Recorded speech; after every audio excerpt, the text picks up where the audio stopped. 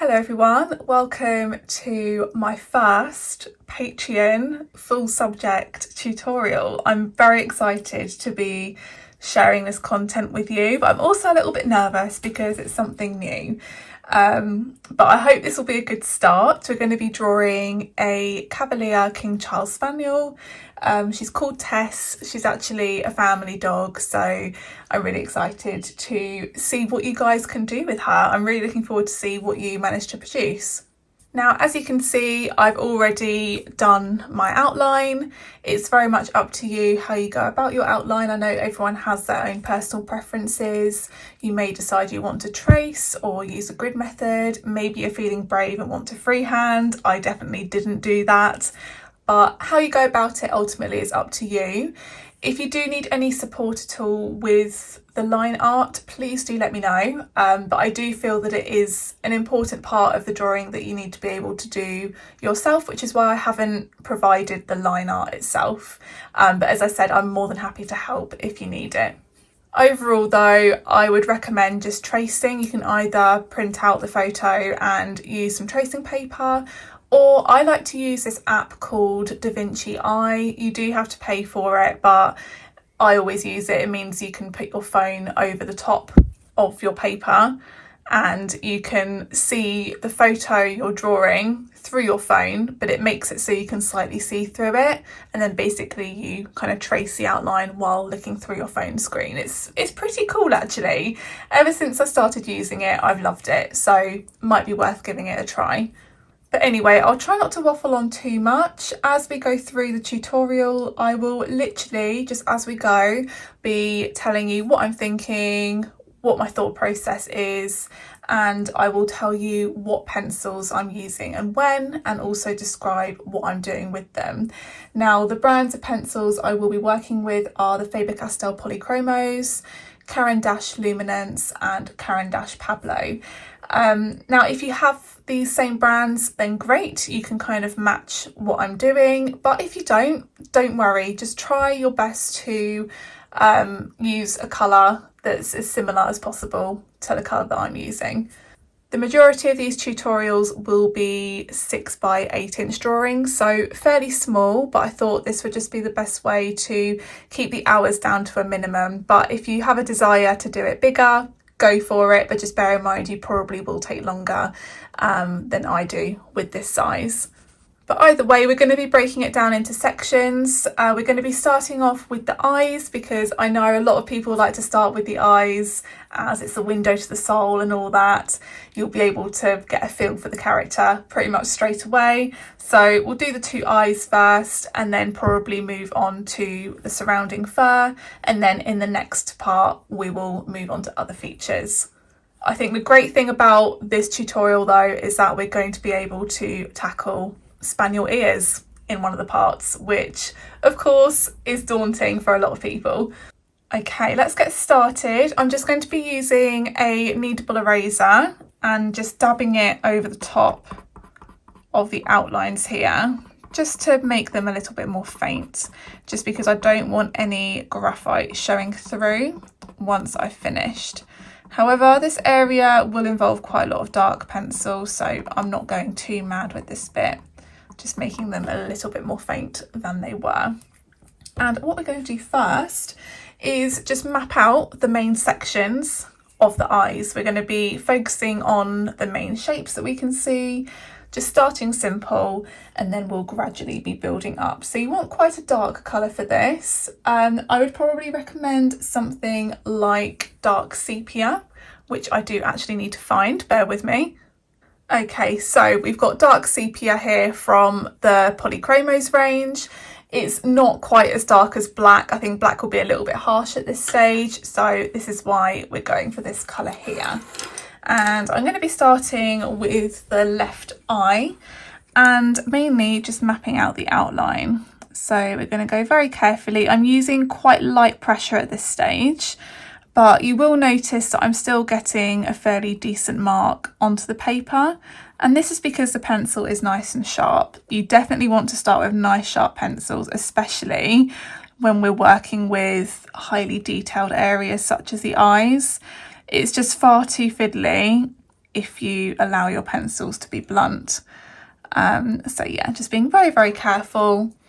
As we do go along, there may be some moments where I am quiet. I'm not going to be able to talk constantly, but I will talk as much as I can, really, just so you've got a really good idea of what I'm doing. But of course, at some points, I'm going to tell you what I'm doing, and that's that. I'll then just be doing that thing for a few minutes. So there will be some quiet moments. You will have to just listen to me breathe, I'm afraid. Hopefully you can cope with that. If you don't like that, just pop some music on in the background, and hopefully that will cover up any slightly odd noises. I just hope I don't get like a gurgly throat or anything. I don't know if anyone else gets that, especially after eating your lunch. Always a little bit awkward. But as we can see now, almost got the main outer shape of the eye. You may notice I have got almost 2 lines going on at the bottom here. If you look at the reference photo, you can see there's quite a white line at the bottom, where there's a little bit of shine, where there's a little bit of moisture at the bottom of the eye. So I'm just making sure I keep a slight division there to keep that in place. And then into the inner corner, it does kind of flick down a little bit.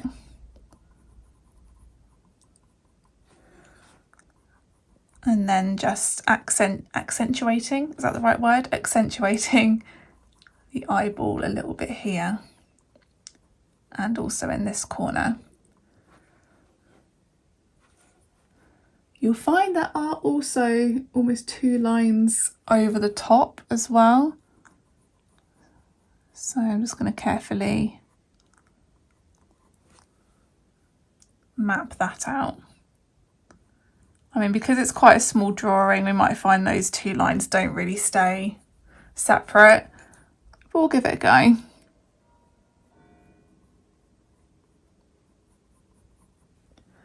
Now, the main thing about eyes is the reflection. That is what is going to make them look shiny, realistic. So straight away we want to get that mapped out, and I already kind of had that in the outline, so I'm just going to kind of go back over roughly where there were dark sections in the eye, and that's basically the shape of whatever was in the reflection.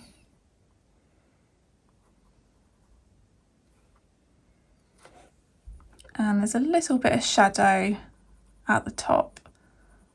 I'm still keeping extremely light pressure here, and I'm almost just using very small circular motions with the pencil just to apply a little bit of shadow to the top of the reflection.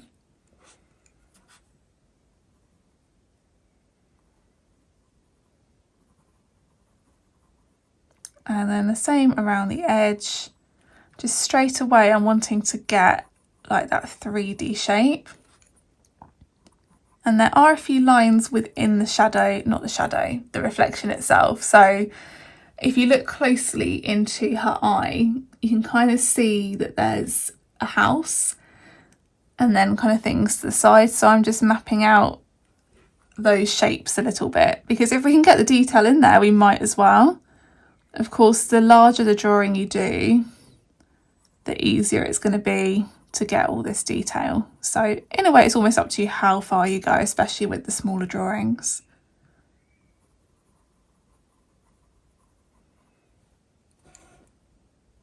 And I'm just going to add a little bit more shadow around the bottom here. Again, still very light pressure and using very small circular motions.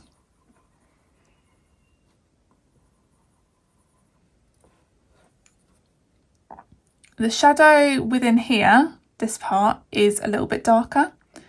So I'm just going to use a tiny little bit more pressure.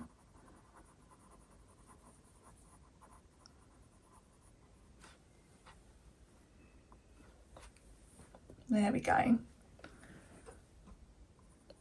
And I'll just add a little bit more darkness to the building in her eye. We will be adding more tones to this shortly. And I'm keeping it simple. Yes, I'm kind of demonstrating separate shapes a little bit in the reflection, but I'm not going mad with the detail because that's just going to make life a bit too difficult. And as I said, because it is quite a small drawing, there isn't really a lot of point in doing that.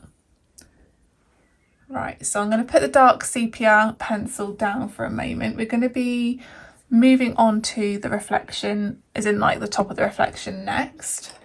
And if you look at the reference, there's definitely some blue in there, which makes sense because it's the sky shining in her eye. So I'm going to be using light ultramarine. You could either use this or you could use sky blue. Either way, just basically a light blue will do the trick here. This again is in the POLYCHROMOS range. So starting from the top, it's more blue at the top, and then it kind of goes into a gradient more to white. So I'm going to start with slightly harder pressure with the blue at the top, just so I can get that pigmentation in there. And I'd recommend this with all shadows. Start with the darkest part with harder pressure, and then as you work away from the shadow, gradually decrease it, which is what I'm doing here.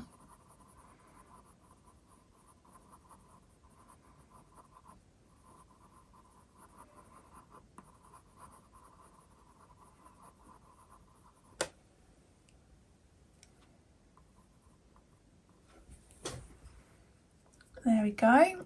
Now don't be alarmed if it's looking quite dark at the moment. It's just simply because we don't have the contrast.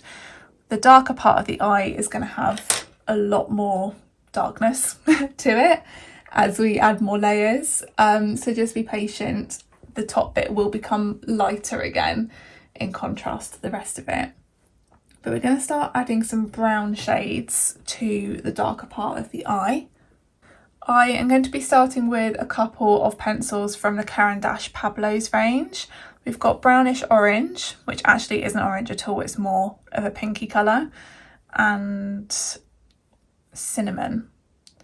So quite neutral colours, they're not too vibrant, so that's going to be a good start.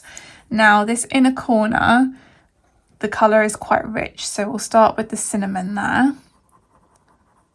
And again, small circular motions, not particularly heavy pressure. I mean, I'm not being like quite as light as a feather or anything. I have got a little bit of pressure on there, but only very slight. And while you're getting used to how much pressure to use on your pencil, you're always better off starting too light, and then you can always build on rather than going too heavy. I think that's a mistake I see quite a lot of newer drawers do, is go too hard straight away and then you can't really go back from that. So start gentle and go from there basically.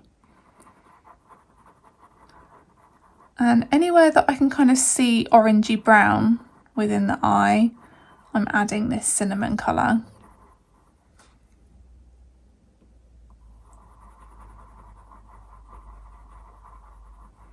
Which, to be fair, is the majority of the darker part of the reflection.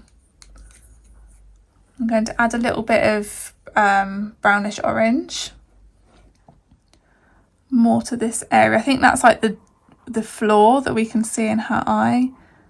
It's got a little bit more of a greyish, pinkish tone to it. So this should be perfect for this part.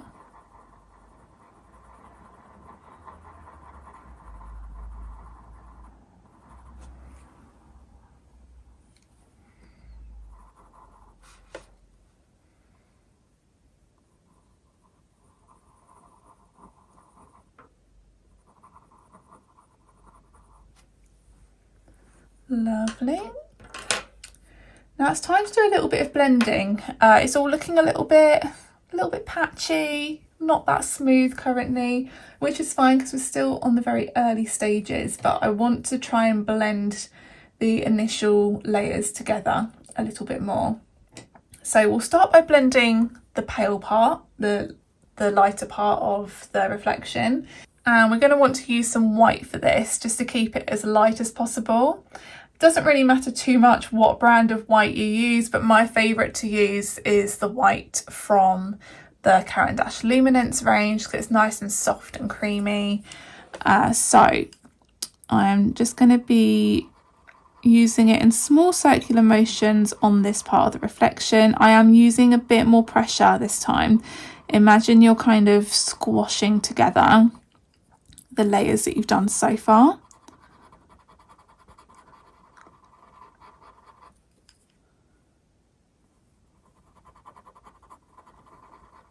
And it's going to kind of merge together, like the dark sepia that we used at the top here and the blue.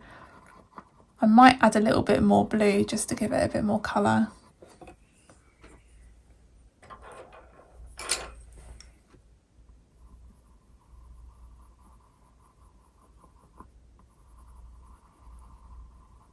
And again, this is the light ultramarine.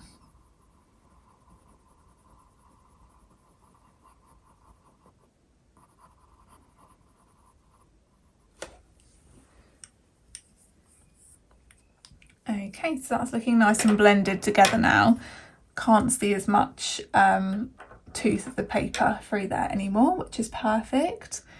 And then to blend together this part, I'm actually going to be using a grey. It will probably tone down some of the colour that we've put in so far, but we can always reapply that, so that will not be a problem. So I am going to go with, it doesn't really matter exactly what grey we use.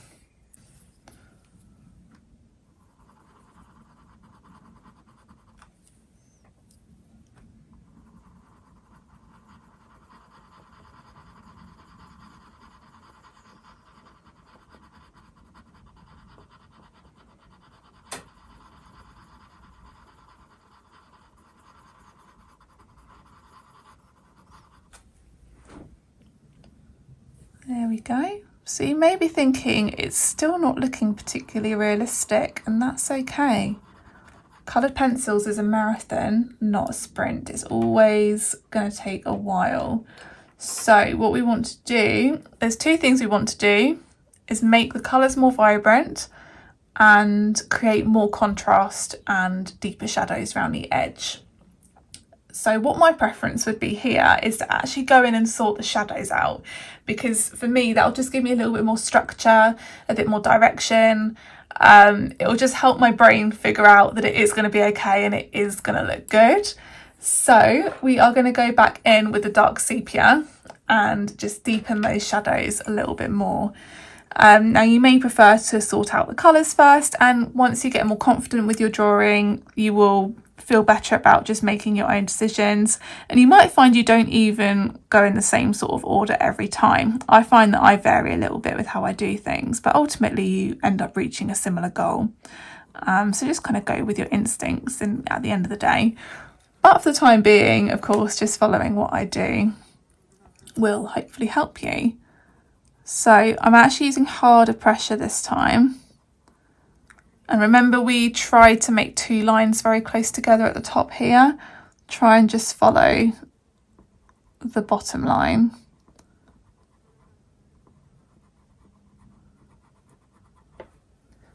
And we'll make the top line a bit more crisp a bit later on, hopefully, if it works out as planned. And it's nice and dark down this shadow here. Still using fairly hard pressure. Not ridiculously hard, we don't want to be snapping the pencil or anything, but hard enough that you're getting plenty of pencil pigment onto that paper. Now your hardest pressure will be right in that crease just there, but as you move away, as I mentioned earlier, small circular motions gradually decrease. And that just means you're not going to have a sudden transition between light and dark. It's going to keep a nice soft gradient, which is what you want. That's what is going to make it more natural. And I'm going to do that a little bit at the top of the light part of the reflection. Just a little bit, because I want to try and keep this section nice and light now. But there is definitely a bit of dark shadow up there. Probably her eyelashes or something that is reflecting. I'll leave that there for the moment. I can always add more shadow a bit later if I need to. And it's also quite dark in this corner.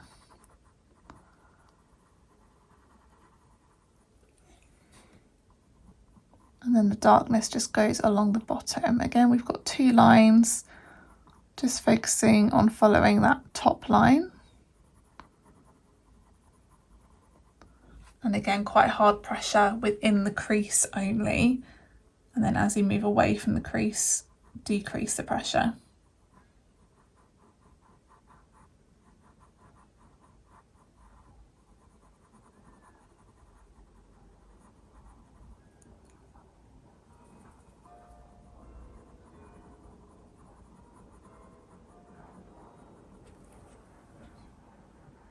Already that makes me feel better because the eye feels like it's popping out a little bit more, and we haven't even added shadow to the middle areas yet.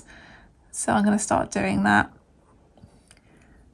I'm just studying the reflection itself and looking out for any slightly darker sections within that. And where I can see that it's darker, I'm increasing the pressure on this pencil, producing the slightly darker blobs where needed, but to keep a nice soft effect, again, as I move away from those blobs, gradually decreasing the pressure in those circles,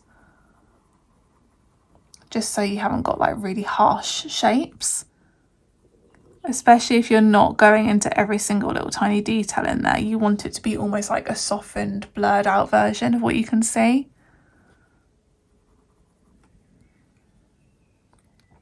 There's a dark shape a little bit down here as well. So same sort of idea. And then as I move away from the darkest bits, just slightly decreasing that pressure to make it gradually merge into the lighter colours again.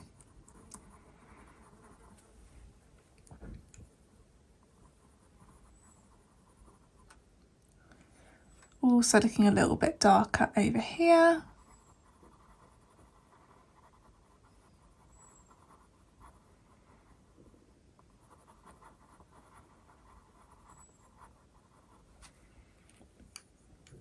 Now, as this is the first tutorial, assuming this is the first one you're watching, if you end up being a later joiner of my Patreon, as this is the first one, do not beat yourself up if already it's not quite looking how you'd expect it. This is exactly the point of these tutorials. It's giving you the opportunity to try.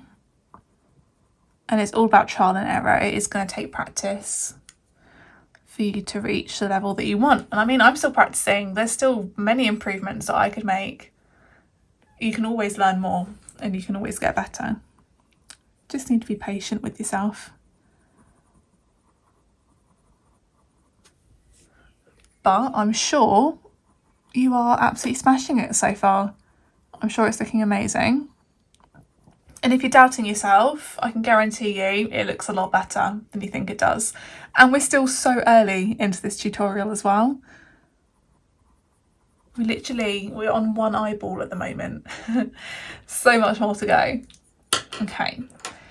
So what I'm also going to do actually is just reshape this little bit here as well, just so I don't forget about that bit.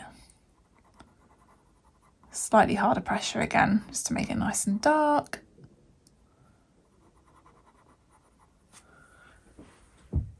There we go.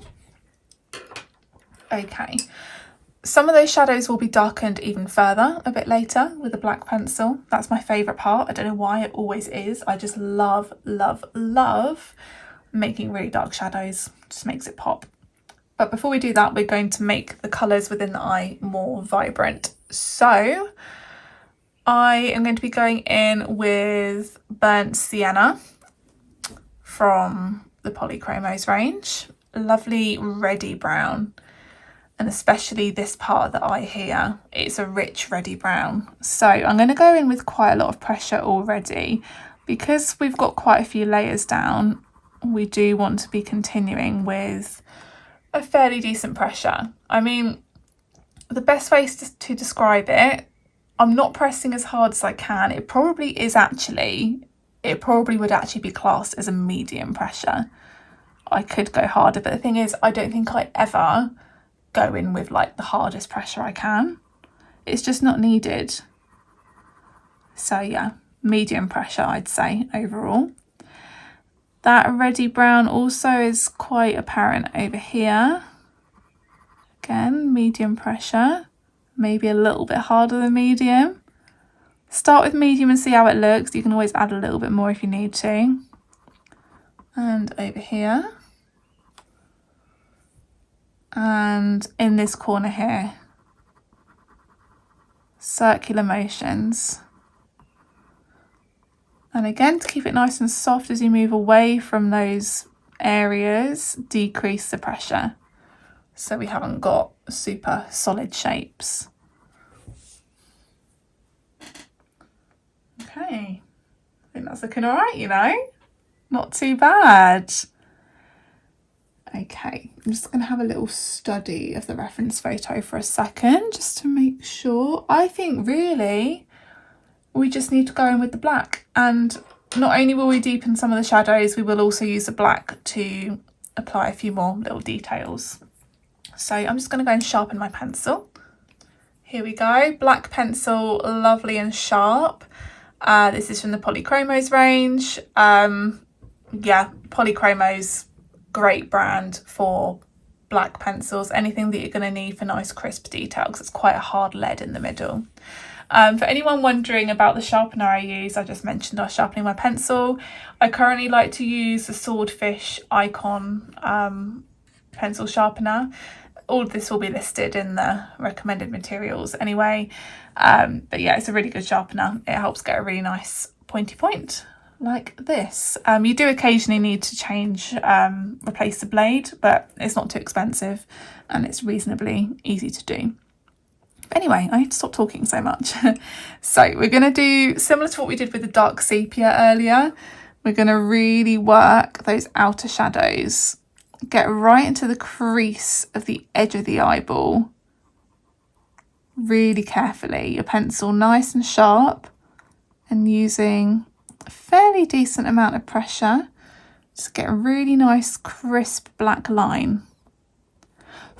Just think, this is where eyeball meets eye socket. So it's like the deepest that it can go. That's where the darkest the shadow needs to be. Even if it's such a thin shadow, it needs to be obvious that eyeball and eye socket are separate. Okay, that's good. Same across the top.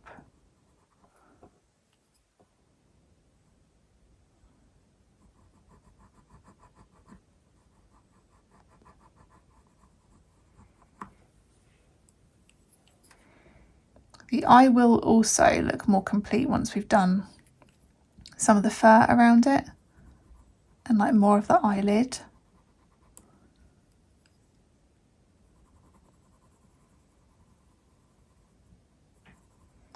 So I've gone quite hard pressure right at the top in the crease, but you may have noticed I then moved away a little bit. I just decreased the pressure and moved that shadow out a little bit.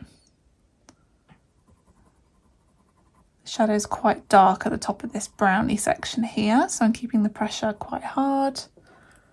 That's making the transition between light and dark parts of the reflection quite nice and crisp, which is good because that's how it looks in the reference there. Need a little bit more soft shadow here.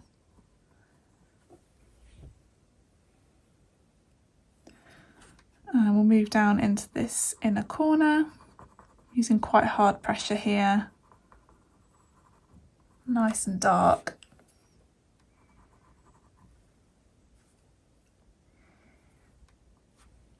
And don't be afraid to pause every now and then just to study your reference. Very important to be sure with what you're actually drawing. So I'm just adding some more shadow into this outer corner. And again, decreasing the pressure as I move away. Could just do a darkening this little splodge in the middle of the reflection. So medium pressure, small circular motions along there.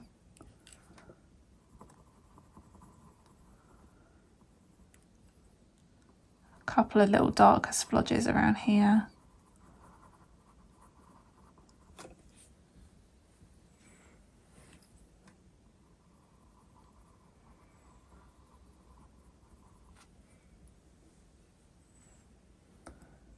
Perfect. You might have just heard Tess snoring there. It's quite nice for drawing her, and she is literally on the bed next to me as we do this. But she is asleep, so if you hear any other funny noises, it's just her.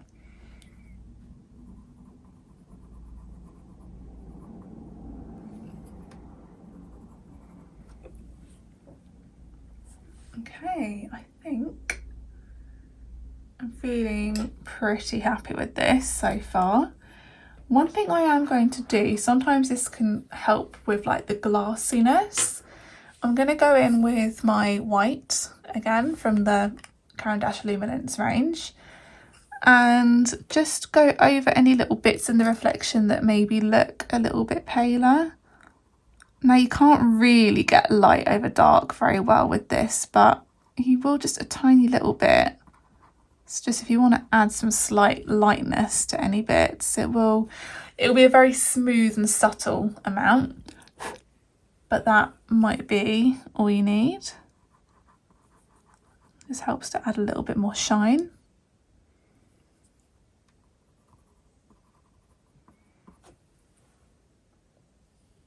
There we go. And I might just add a little bit more just to re-blend some of this reflection up here.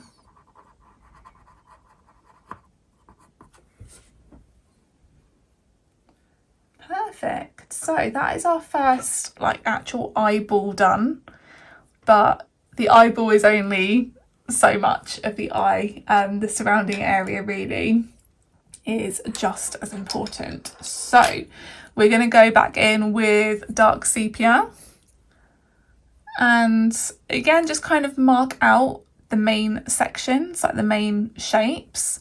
So I'm not so much going to be using circular motions here. Kind of straight away, I kind of want to feel like I'm drawing fur a little bit, and I kind of want my pencil strokes to represent the directions that it's going. So as we go up here, if you look just above her eye, there's like a dark arch that goes around here. So I'm just going to use pencil strokes to mark that out. And we can also try and get that second line here, just to show the little crease. I might just sharpen my pencil a little bit more. I know it already is quite sharp, but the sharper the point, the easier it's going to be. Okay, as I said earlier, I'm not sure if I will be able to get these separate lines here because it's such a small, well, it's not too small of a drawing. I love doing drawings this size, but it might be too small to get that precise little detail. Well, I'll give it a good go. Okay, so we've got that second line there. While I'm on that sort of task, we'll get the second line underneath here.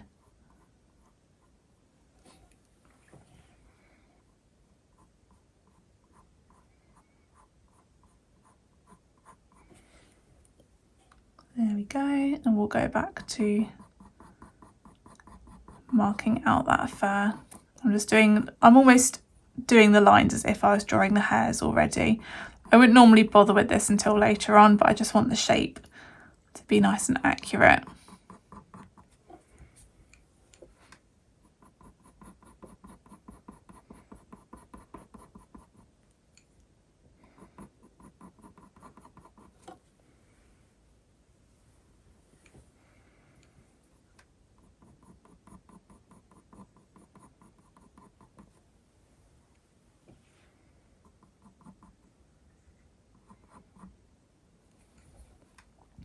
And this kind of dark area, it kind of goes a little bit under the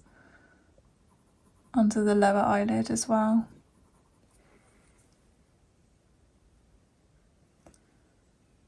And if you look at the reference, the hairs just below the eye are lighter, and there's almost like a little line underneath.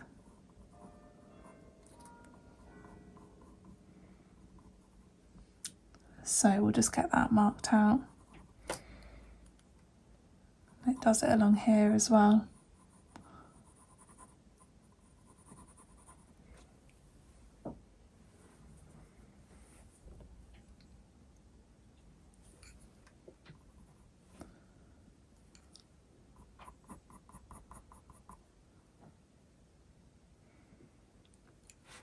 Okay, that kind of marks that bit out, and we're going to go back to working from light to dark. So taking a look, from what I can see for the palest colours, our base layers, we want a light grey. So this will do nicely. This is Warm Grey 1 from the POLYCHROMOS range. And if you haven't already, you want to start training your eyes to see any less obvious colours. So to me, we're looking at blue. That's quite a common base layer colour, especially for black fur like this. So have a look. Can you see the blue? If not, make yourself see that blue. The more you start to learn to pick out these colours, the more you'll just see it. Even when I see Tess in real life these days, I will notice these subtle little colours. Like the other day, I thought she was looking quite purple. I couldn't describe it, but it's just the way she looked to me. So again, we'll go back to the light ultramarine from POLYCHROMOS, but again, any light blue will do the trick. And I can also, this is a colour that I have started to use quite a lot lately in animal drawings. In this bit up here, just below her eyebrow, I can almost see an extremely subtle little bit of green. And this colour here is a game changer.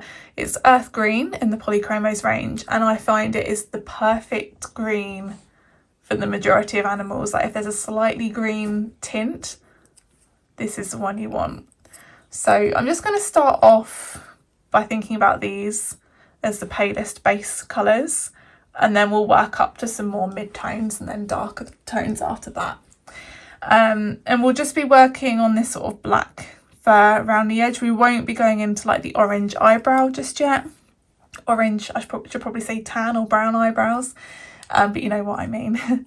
So we start with the lightest colours, the lightest colour should I say, so let's go with the grey first. And I'm going to go back to small circular motions, light pressure. I'm just filling in the area really.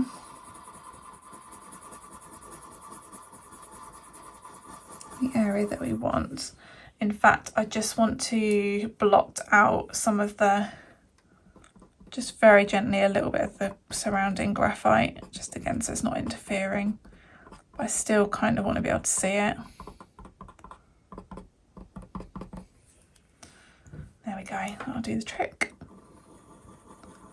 Small circular motions until I filled the area in.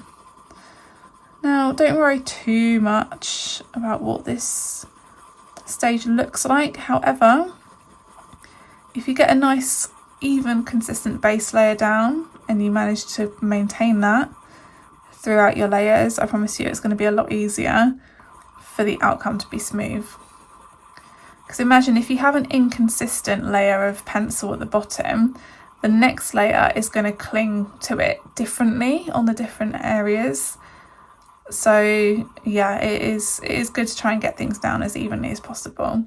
If you find it difficult to keep the pressure consistent, holding your pencils further up actually will help, especially when you're trying to do light pressure, because the pencil will almost just be resting on the paper for you. And if you want a little bit more, just press slightly harder. I think I tend to press down a bit more with my thumb, I think.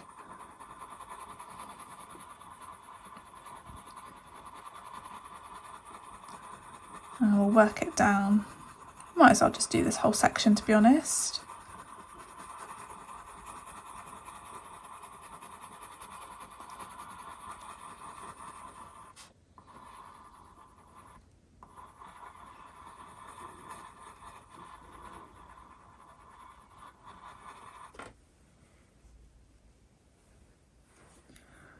Okay, now I want to get plenty of blue in there, so we're going to go in with the light ultramarine. Very similar, but because it's quite a vibrant colour, I'm probably going to be a little bit more gentle with this one.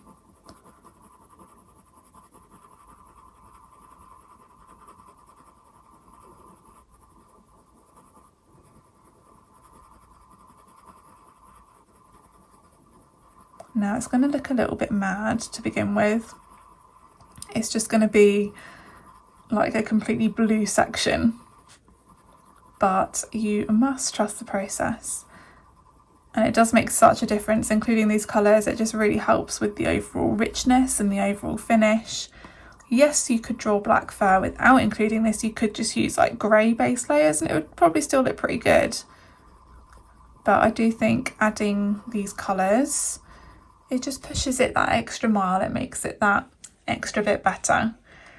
But as you do more drawing and you develop your own style and your own preferences, you might decide that you prefer to use less colour. I'd say I personally use quite a lot of colour in my drawings.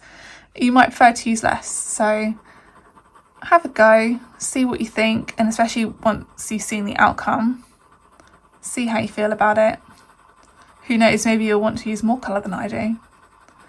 But remember, art is such an individual thing. The main thing is that you're happy with the outcome.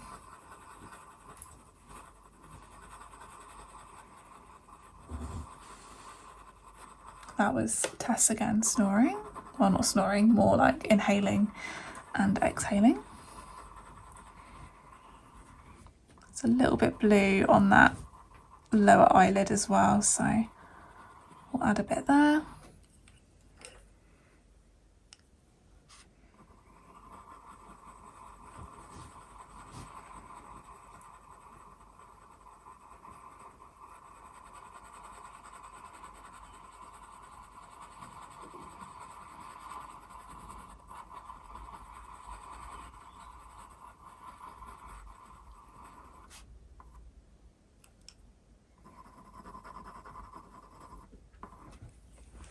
Okay, it's looking good. And then in the couple of slightly greeny areas, I'm going to add this green. I have noticed another little spot of green as well, which I will show you in a second.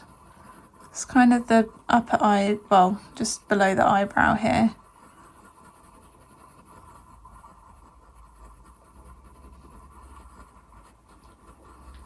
And then there's definitely some just underneath the eye here.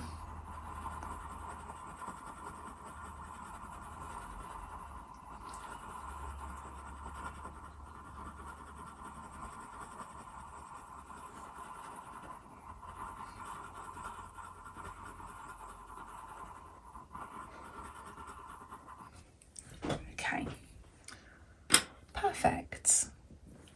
Now we're going to be moving on to more of the mid-tones. We're going to go quite brave, I think, with one of the colours. Quite an intense colour, Mauve, from the POLYCHROMOS range. Mauve, is that how you pronounce it? I think it is. Kind of a bluey purple. We're going to use it quite gently, but I think it is definitely a colour I can see in that fur, and I think this is going to be making quite a regular occurrence throughout this drawing, which is exciting. I haven't really used this pencil a lot before, but I think when I took this photo of Tess, her fur seems to have picked up so many beautiful external colours where it's reflecting off her fur. But anyway, we're going to be focusing just on the slightly darker sections. So if you look at the fur, some parts, it's going to look slightly shiny, isn't it? It's going to have highlights in there, and that's going to be what makes it look 3D. So for example, around the arch of the bone structure here and kind of along the cheekbone here, it's lighter. So we're not going to go in so much with the darker colours there, because we want to keep the pale colours that we've put down showing through.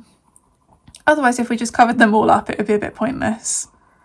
So I'm literally just applying this to the darker areas of the black fur. We're still at the extremely early stages though, so do bear that in mind. We've still got a long, long way to go.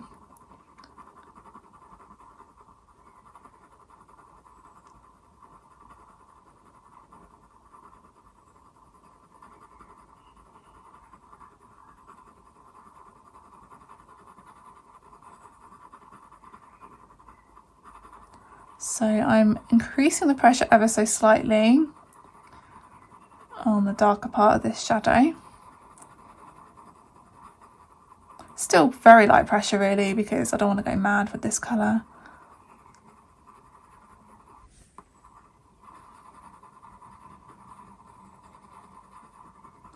And then gradually decreasing the pressure as I move away. And same again over here, it's quite dark over here. So going into the side of the face towards like the crease between the face and the ear, so I can get a little bit more pigment down there.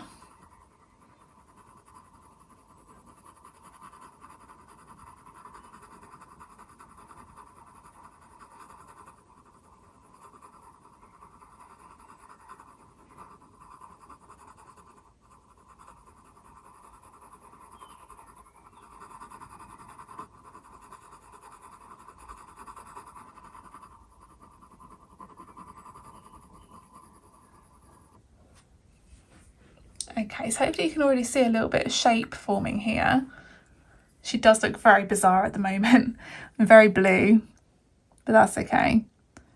It's looking quite a deep blue here. We don't want to lose this dark shape we made earlier, so I might just go back over it again just to make sure it stays.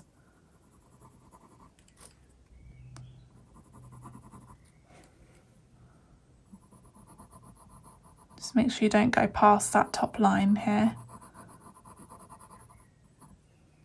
It's probably not going to be very white, but that's okay, like the section between the lines. But actually in the reference it isn't either, it's quite subtle.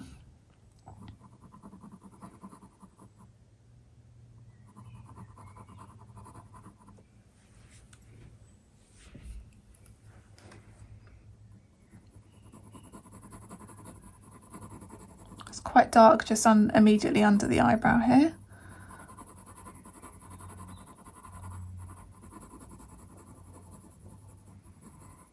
Very occasionally, I mean, I try and encourage to stay with the small circular motions, but very occasionally I might go a bit more back and forth. But if you do that, just try and make sure it doesn't get too scribbly or anything.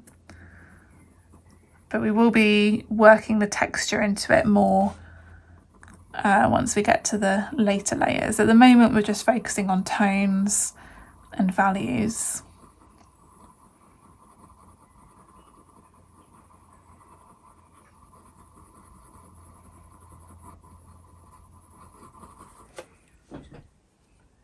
Okay, that will do for the moment there. So we're going to do a little bit of blending now, which I like to do once I've got the first few layers down. So to do that, we are going to be using a grey. Again, I don't want to be too light with the grey. It might be a little bit of trial and error here. That's the thing, no matter how long you've drawn for, sometimes you're still not going to be 100% sure about the next move, so you might need to kind of have a couple of options in your head and try something. So I want to try blending with warm grey 3, so quite a medium grey, but if I find that it makes it all too dark, then I will probably resort to warm grey 1, or I might blend the darker parts with the darker grey, blend the lighter parts with the lighter grey, but just have both sorts of tones of grey handy, kind of see how things get on.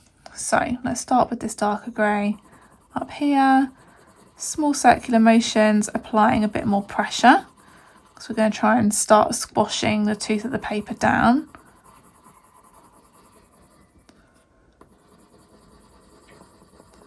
I think definitely, yeah, I'm just going to be using this grey on the darker parts. So don't go on the lighter parts just yet with it.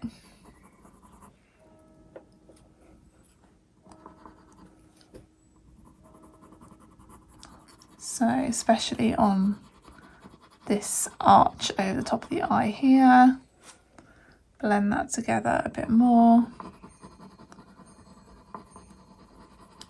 I'm just using slightly lighter pressure as I move away from that.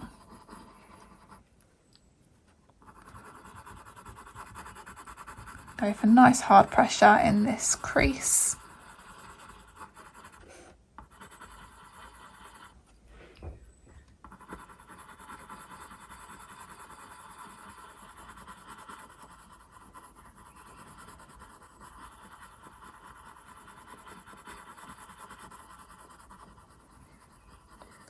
And then decreasing the pressure again as I move away.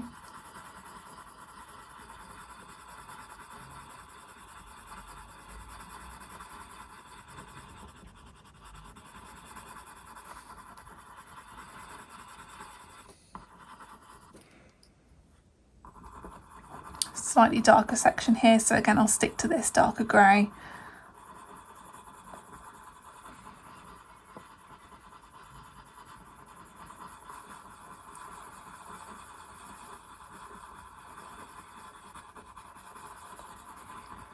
So actually we're not really blending quite as much as I thought we would be just yet, but when we go in with the lighter grey we definitely will be. It's pretty dark along here, so harder pressure again.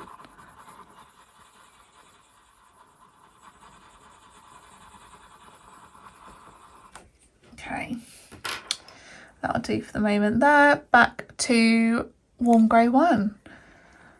So should be able to be a bit more confident with applying more pressure with this one because it's light enough that we're not going to completely cover everything we've just done. You can also use it on top of where we've just used that darker grey because that will help merge everything together a bit more. So we're going harder pressure, again not your hardest pressure, we still want a little bit of the tooth of the paper to be coming through because we've still got more layers to go, we've still got the darkest colours to do and to apply the actual hairs and the texture. So if you go too far with blending and pressing down with the pencil at this stage, it's going to be hard for those later layers to cling on, which we don't want.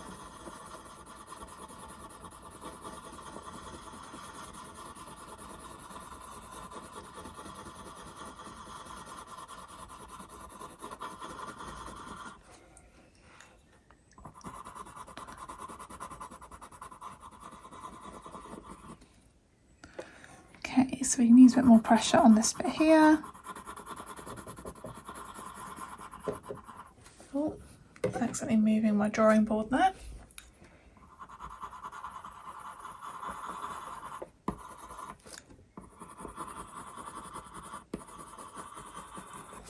It's time to start using some darker colours. We're not going to go for black just yet.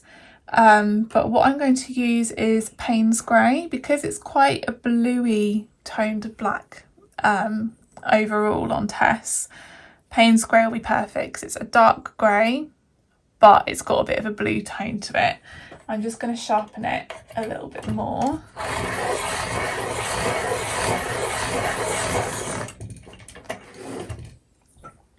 That's much better. Again, this is in the POLYCHROMOS range. You will find the majority of pencils I use are from the POLYCHROMOS range.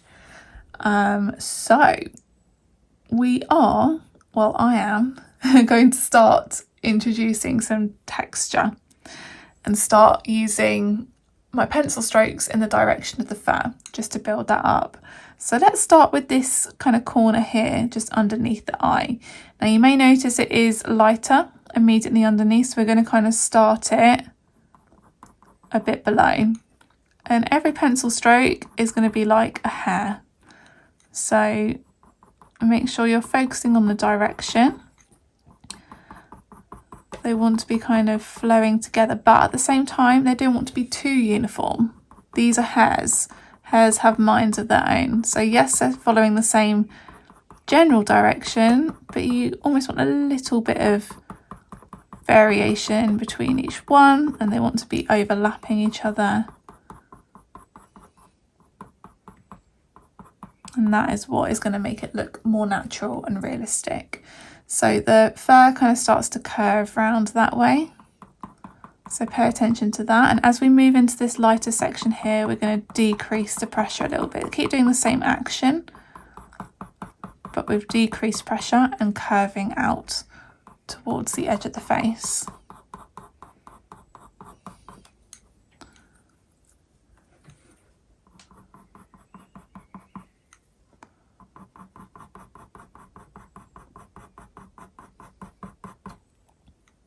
And then as we go back into this darker bit again, we can start to increase the pressure so that we've got darker hairs again. Just as long as you try and keep the transition quite nice and gradual, no harsh transitions. Most of the time I will do it literally in the directions to start from the root of the hair to the tip, but sometimes it's easier just to do it the other way around. In some places, whatever works best for you. I do a little bit of both.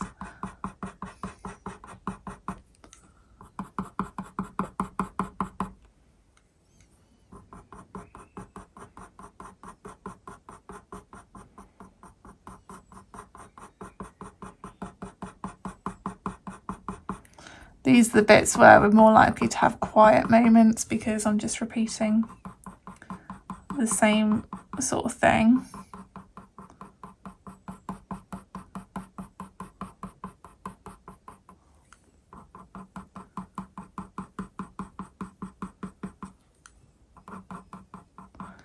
We're entering a lighter section again, so again just decrease that pressure slightly. The hairs are also they feel longer over here than they were up here. So up here we were doing probably quite short pencil strokes, but then along here we're going slightly longer with them.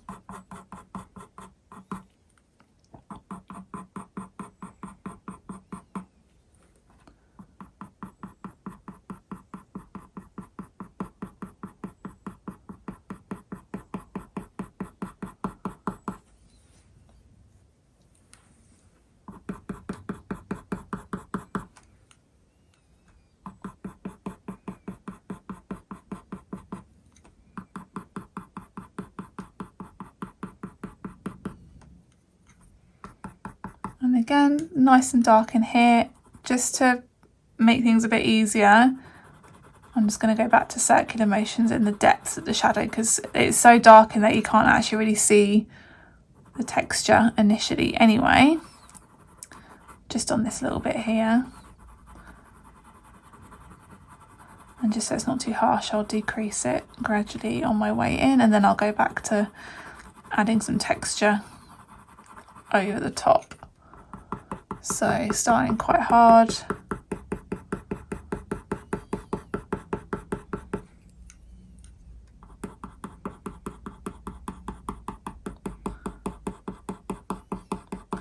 And then gradually decreasing the pressure as I work towards the lighter section.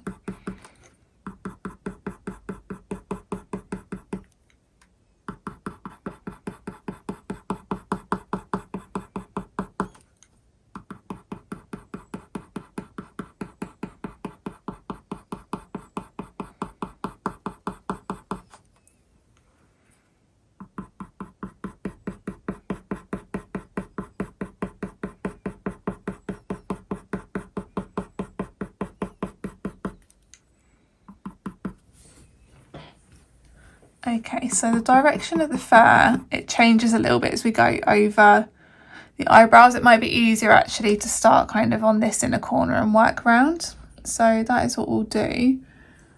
Just bear in mind again, it stays quite light initially here, and then it goes to dark a little bit away from the eye. It's kind of starting next to the eye and working out like that.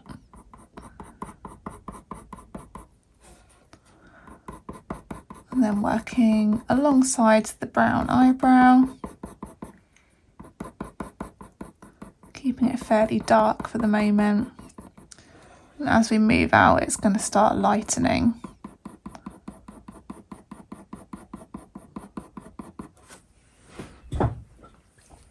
trying to decide which way I want my arm. You can either kind of go from over the top or work under and arch it.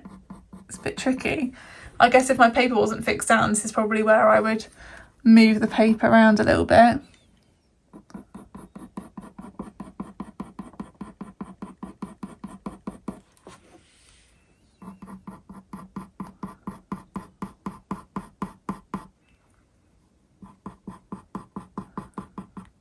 And then at the bottom, this is where this dark bit comes in handy. I'm just going to recolour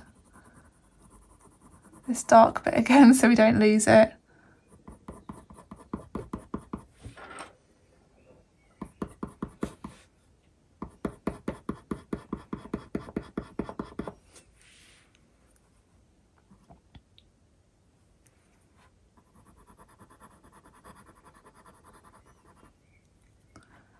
Yeah, it kind of comes down to just below the corner and flicks out a little bit. And that kind of follows a darker line here where the fur over the top of the eyes kind of join the fur underneath, kind of overlaps slightly in a shadow.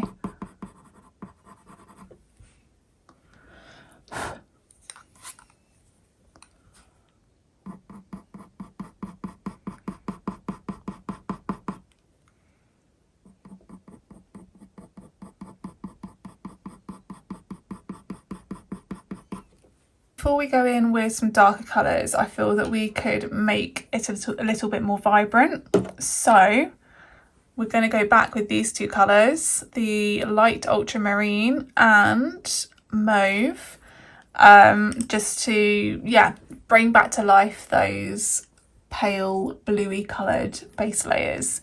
So we'll start with the lighter blue first. We might not use the mauve, we'll see. But I'm always going to use it as a bit of a blending tool, so I'm going to continue following the direction of the fur here with the blue, but with a bit more pressure.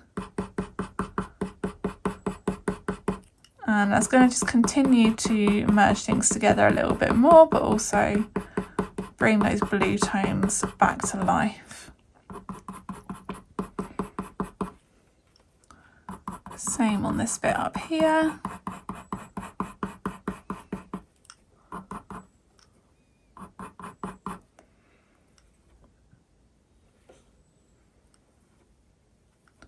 And over the top of the eyebrow.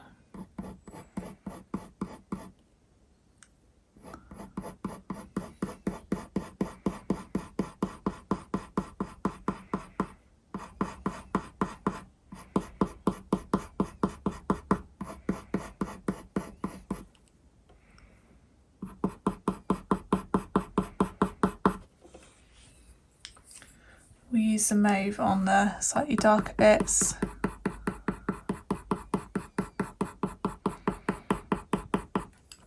And you will find when drawing fur especially, there's going to be a lot of going back and forth between colours. We'll be revisiting previous colours quite a lot. In fact, we'll probably revisit one of the lighter greys in a moment.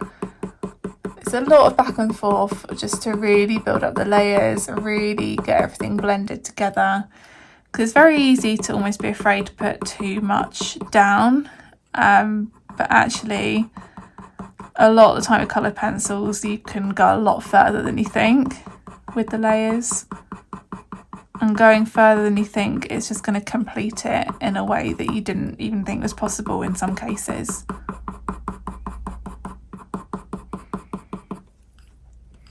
You want to get to the point where it almost starts to feel quite buttery, like quite creamy. So you can imagine we're going to need quite a lot of pencil on the paper to achieve that.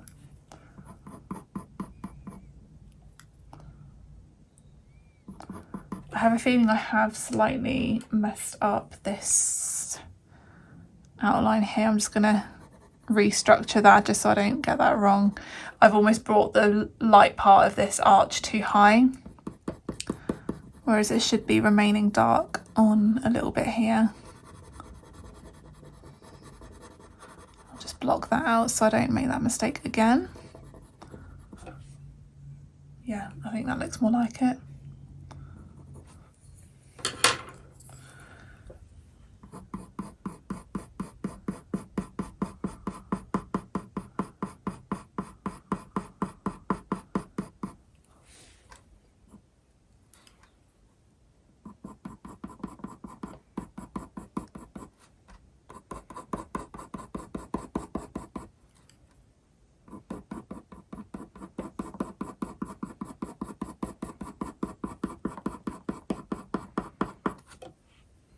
looking very blue now, which is kind of what I wanted. Okay, warm grey 1. This is really gonna merge together. And at this point, you know what? I kind of go out the window a little bit with the individual pencil strokes. I'll keep it in the correct direction, but I'm gonna kind of scribble over the top. Not super hard with the pressure. You'll kind of feel it. You'll kind of feel how much you need. It's kind of medium pressure. And you'll feel it really start to glide. And it'll just soften. Everything will soften. And it's after this stage that we can go in with the darkest of colours. But it's still good that we did the individual pencil strokes before, because you can kind of still see that underneath.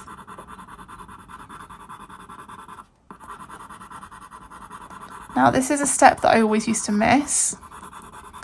And it wasn't until I did this extra little blending session in between that it really started to come together.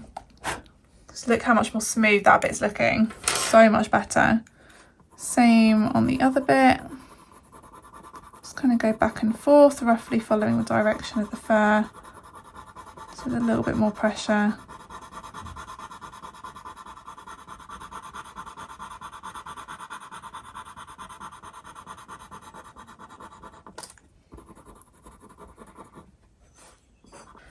Now that that's all done and it's nice and merged together, it's time to go in with the darker colours. So I'm going to go back in with Paynes Grey. Not quite ready for black yet, but it won't be long. So not only do I need to make some bits a bit darker, I also need to make some of the bits directly next to the eye a bit darker as well. So we'll work that into it. But let's start with here. We'll go back to drawing the individual hairs. I'm going to start adding a little bit right next to the eye itself. Bear in mind the direction will kind of change a little bit as you go around. I'm now hoping that this doesn't actually end up looking too blue, but it should be fine. Normal to have doubts. And still the pencil is nice and sharp, so that's making sure we're getting lots of nice detail. If the pencil was blunt right now, we wouldn't be getting the texture of the fur very well at all, because, oh, ignore that little bit there. Because we wouldn't be getting all the little fine hairs in there, which just wouldn't be as good. Okay, same in this corner, but I'm going to work it up gently into this corner a little bit more.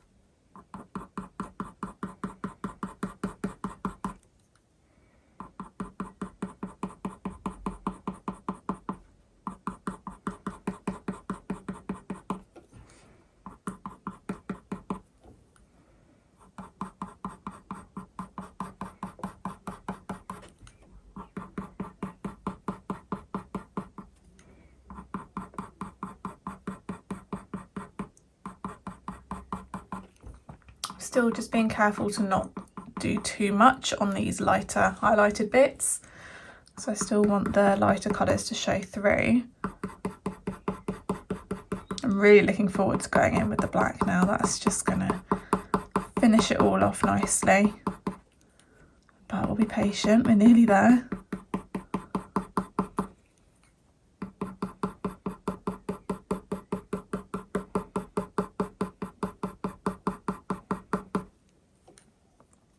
Okay, just need to darken around here a little bit more.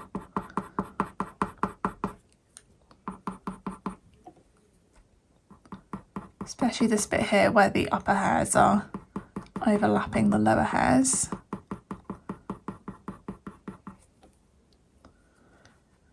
definitely could do with being darker still up here.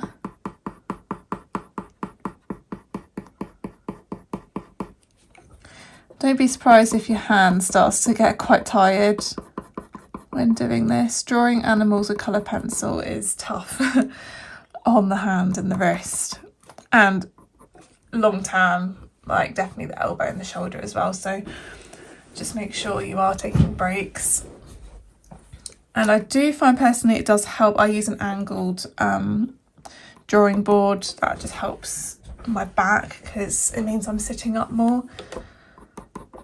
So just try and do what you can, especially if you're doing a lot of drawing, to look after yourself.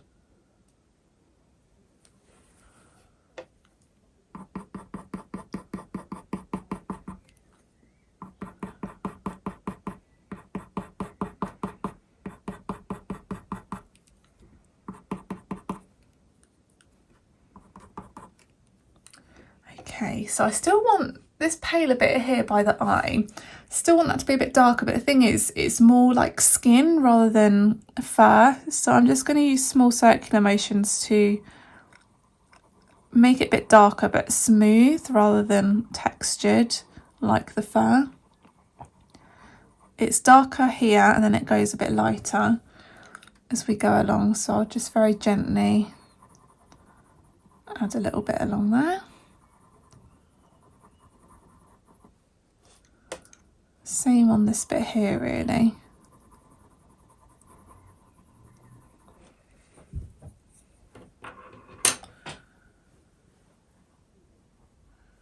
Okay. Now, it may not seem like we need this, but I am just going to go back in with a little bit more grey again, just to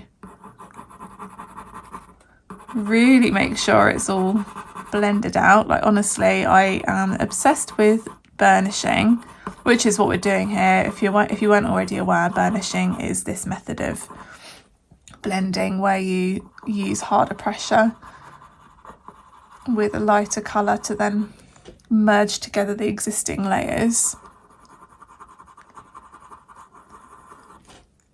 I have to say, burnishing is really what makes or breaks the colour pencil drawing. Basically, if there's any bits that are just looking a bit grainy still, that's where I'm just squashing it all down a little bit before going in with the black.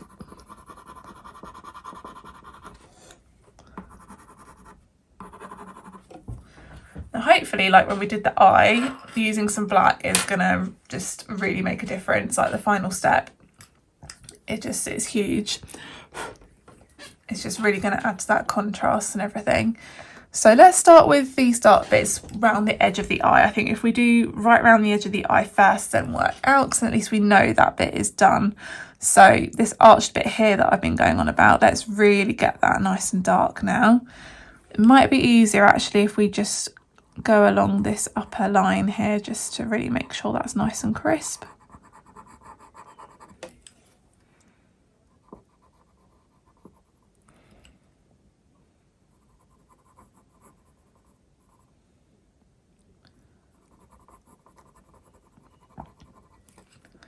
Luckily my pencil is still nice and sharp, so that's all good.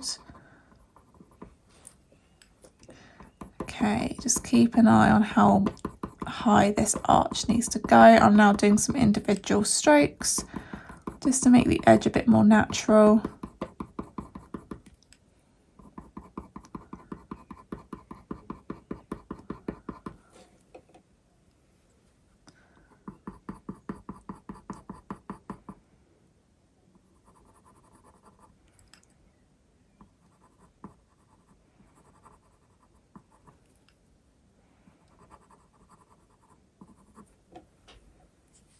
There we go, so that's already added a lot of expression to the eye.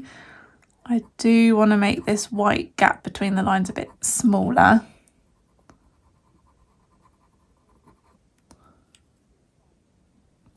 And while I'm here, I am just going to add a bit of extra contrast to the top of this eyeball. Sometimes when you do like another step, it then encourages you to then go back and alter things from previous steps. This all wants to be a lot blacker.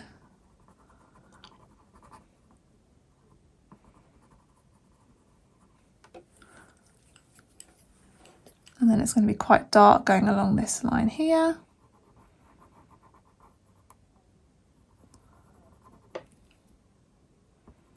And then the end of this gap between the two lines, that's got a bit more black in it as well.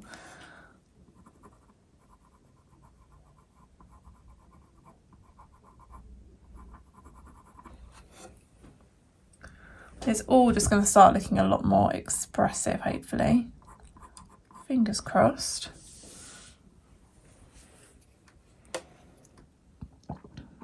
Just get this inner corner a little bit blacker as well. That's all quite dark in there. I just filled in this little corner a little bit, just lightly with the black. That's already looking so much better around the eye. This bit needs to be a bit darker and go out a bit more. Just using back and forth pencil strokes a little bit more. Still quite hard pressure, sort of a heavy medium pressure in most places. Unless I'm moving away from the shadow, then I'm lightening that pressure a little bit.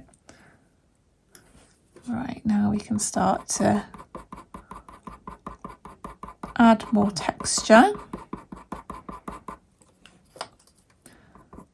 So again, lighter pressure on the lighter parts, and also leave slightly bigger gaps between the pencil strokes because that will allow the lighter colours to show through a bit more. And then harder pressure and pencil strokes closer together on the darkest bits, like here.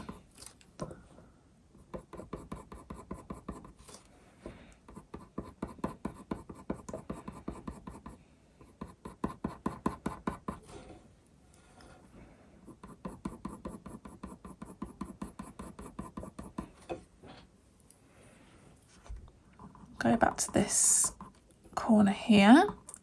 Quite short hairs at this stage, and I'm using hard pressure on the pencil and very short pencil strokes.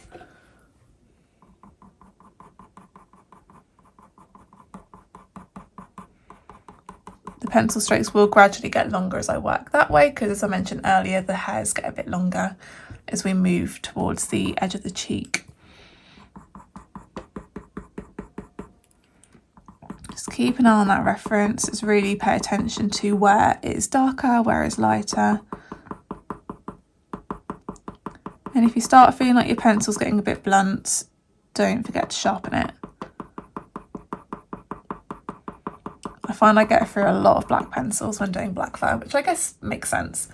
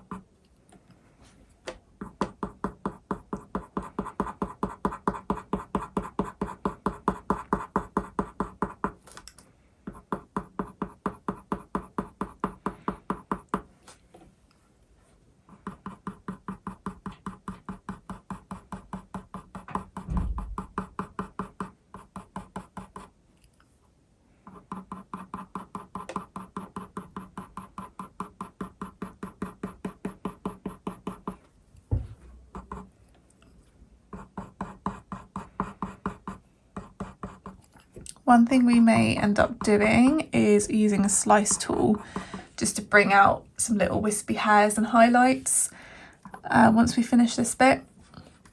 So hopefully you have a slice tool or equivalent to hand, some sort of little blade.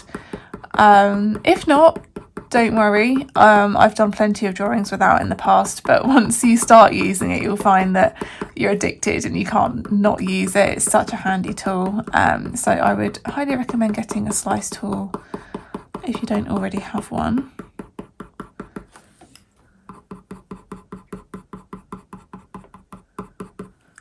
but when it comes to it, when I use it, I'll explain how I use it.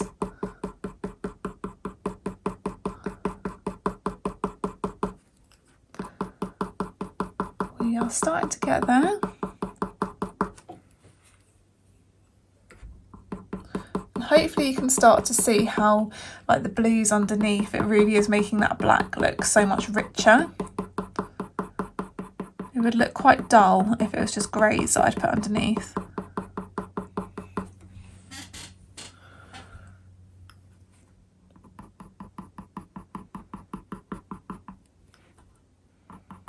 The edge here might stay a little bit grainy, but that'll be fixed once I move on to the section next to it.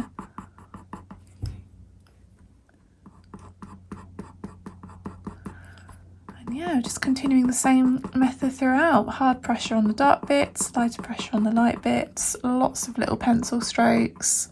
It takes a while, but hopefully it'll be worth it in the end.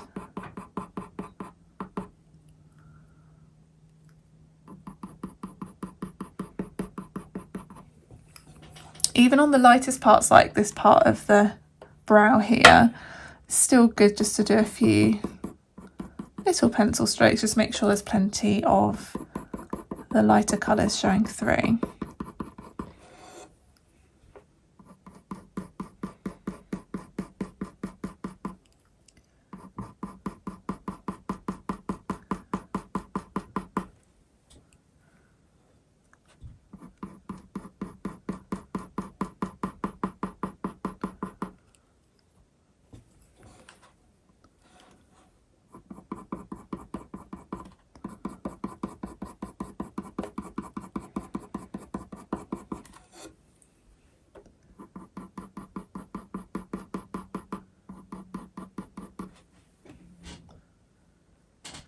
Okay, I still think this bit here needs to be a little bit darker. I might try going in with warm grey 3.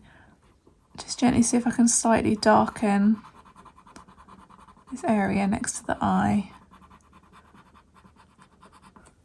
Is that really, that hasn't really made a difference, is it? Okay, let's do a little bit of Paynes grey.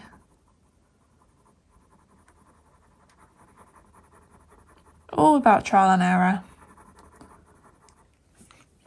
I have to say, I do still sometimes feel like I'm winging it. And talking to other artists as well, like, you'll probably always feel like you're winging it a little bit, but you'll just learn over time more to what extent you're winging it, basically. You're never going to know exactly what's going to happen in a drawing. Okay, let's blend that again. I'm using the warm grey one again here, the lightest one. Just didn't want it to get any darker. Want a little bit of contrast there. Just using slightly harder pressure to blend that back together. So a few black pencil strokes again nearby. Probably do a bit more black down here.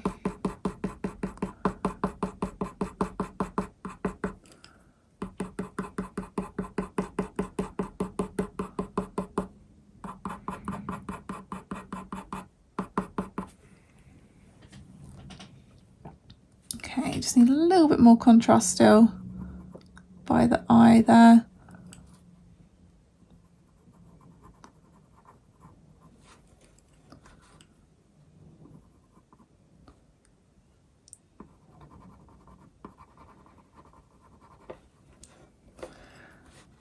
Just want to make this arch a bit darker still if I can.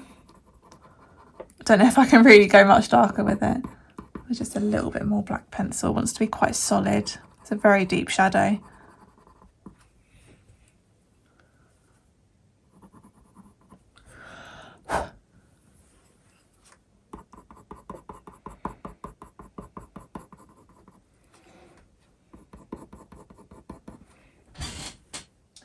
There we go, that's that bit pretty much done. Okay, so as I just mentioned, I am going to use my slice tool just to add a few little extra highlights. So the slice tool I use is called the manual pen cutter. So if you go on the slice tool website, the manual pen cutter is what you want. I think you can also find it on Amazon as well, I believe. So have a little look, but it's a ceramic blade, nice and safe. I like to use it this way, so it's kind of pointing down. I have used it this way before, but I just find this a bit easier to control. And you can just gently scrape. It only works if you've got plenty of lighter layers underneath. If you just go straight in with dark layers and there's no light layers of pencil underneath, it won't do anything. So yeah, that's why it's very important to build up plenty of layers, because then it gives you more flexibility to do this if you want to. Just doing a few, because hopefully you can see when you look at the photo of Tess, she has got like some little strands of shiny paler hairs going on. Just a few. Do a little bit over here as well. And if you overdo it, you can always go back over it with some pencil again if you think you've done too much.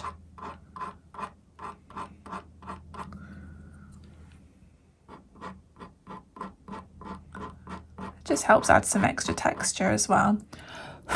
Just be wary when you do it, you will get like pencil dust come out from it. So just make sure you blow that away or use a soft brush to get rid of the residue.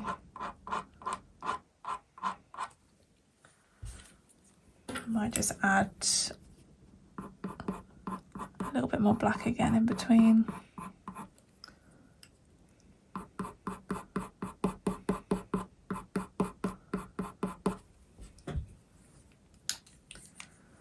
And I think maybe a little bit here could be quite good.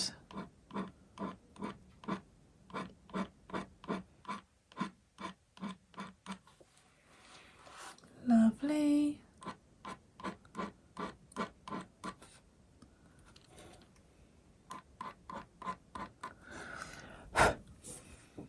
Perfect. Just a couple of black bits here.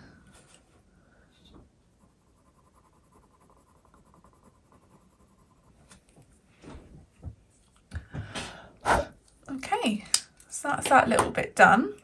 What we'll do is we'll now do the right hand eye and the surrounding area. This eye shouldn't take as long because it's just like a little peak of that eye rather than a whole eye. And then we'll do like the fur in between on her forehead, connecting it, and then that will probably be the first section of this tutorial done. So similar to earlier, we're going to use dark sepia from the POLYCHROMOS range just to mark out the main shapes of the eye. So I'm just following the graphite outline a little bit, but then if I notice any variations or extra shapes, then I will add that in. But yeah, it's literally just a little circle there because the fur kind of goes along that bit. And then up the top there is the light part of the reflection. The shapes aren't going to be nearly as intricate on this one. And then it's kind of dark here. I'm trying to figure out what's going on here in the photo. Looks like a bit of hair, so it'll probably just be mostly brown there.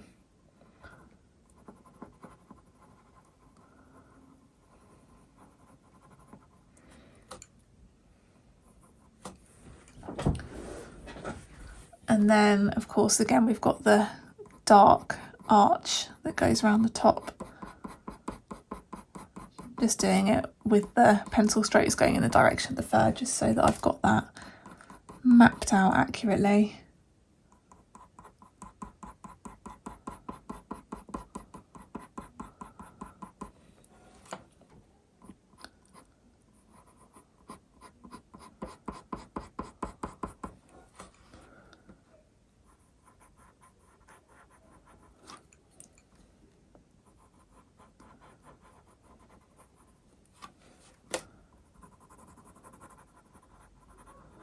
So using some harder pressure right by the edge of the eye, so I just might as well get some of the darker shadow marked in now, so I know where it is.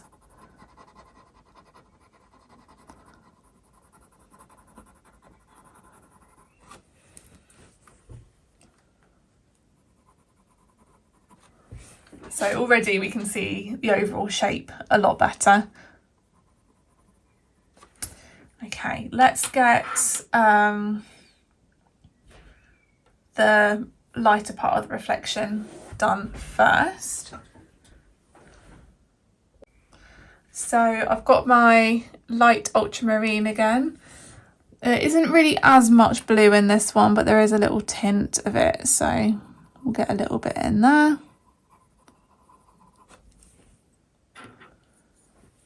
And there is a little bit of shadow going on at the top, but we won't overdo it. We can always add more later. And then again, similar to earlier, we're going to go in with some quite neutral colours on the other part of the eye. From the CARAN PABLOS, so we've got the cinnamon and brownish orange.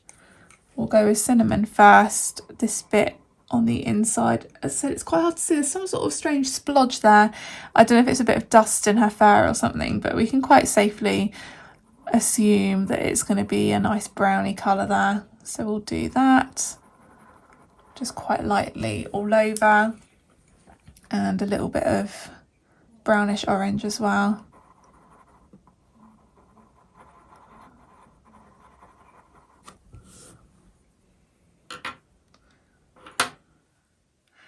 Now, when I do the second eye, well, which I'm doing now, who knows, I might not do everything in the exact same order as I did on this eye. It's impossible for me to remember exactly what order I did it, and as I mentioned earlier, like you know roughly how you're going to do things, but you won't always do it in exactly the same way every time. You'll just kind of do what feels right at the time.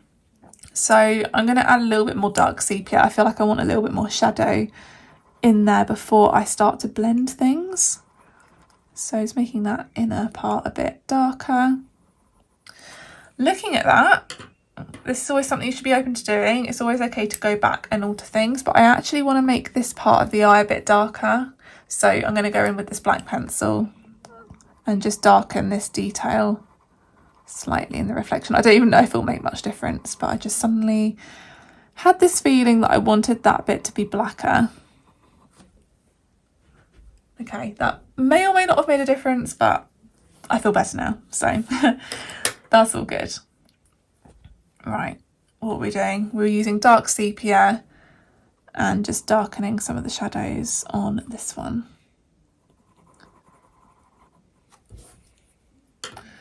That is fine. Now time to do a bit of blending. So I'm using the white from CARAN Luminance, and let's blend out the light part of the reflection. That's looking nice already.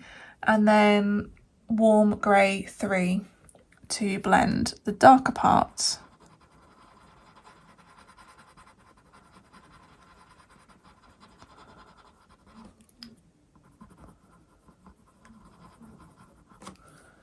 Okay, and we want to make the colour a bit more vibrant, so this is where we're going to go in with burnt sienna from the POLYCHROMOS. Using harder pressure now, which I was on the previous colours as well, just so that it was all blending, but just so the colours are nice and vibrant, I'm using plenty of pressure with this one. And a little bit less over here. I feel that the colour's more vibrant on the inside and less so towards the outside, as in like the right hand side. I'm actually just going to add a little bit more to this eye as well. There we go. A bit more over there.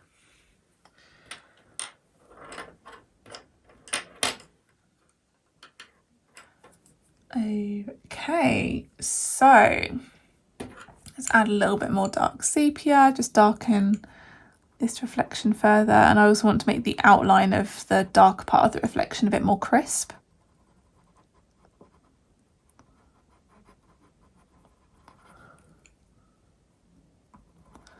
And making this centre bit a bit darker, so using harder pressure, but to make sure it's all nice and soft, decreasing the pressure as I move away from it. And I'm just continuing to use small circular motions throughout here.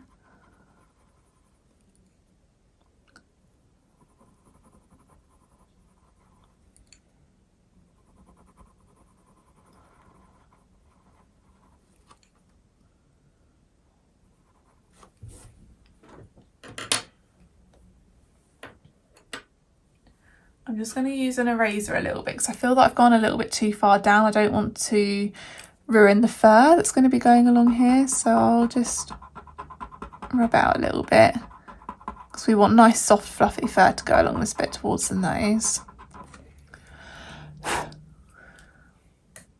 Perfect.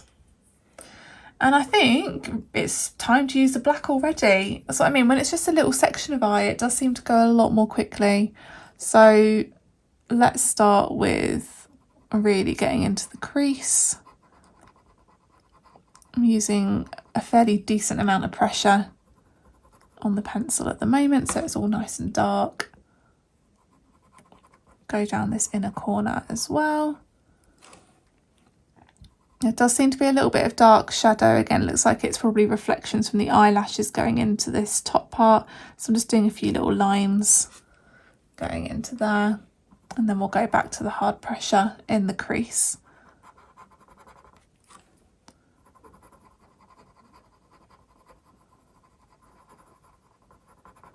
And then I'm gradually decreasing. Oh, I've actually, that's a lie. I've still got quite hard pressure on at the moment as I fill in the dark arch here. I'm going to use a few individual pencil strokes just to help the texture there. Perfect. So that seems to be that eye done. So let's work on the fur on the surrounding areas. So we'll start with the fur immediately surrounding this eye here. I'm going to go back in with the putty eraser just to slightly lighten some of the graphite. And we're going to go in with our lightest base layers again. So we'll start with warm grey 1. Small circular motions.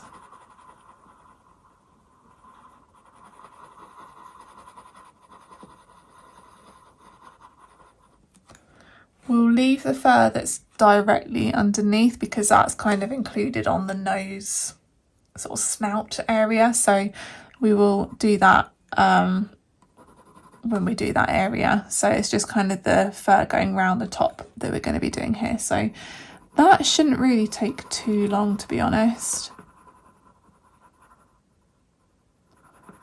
And that goes all the way down to the nose there.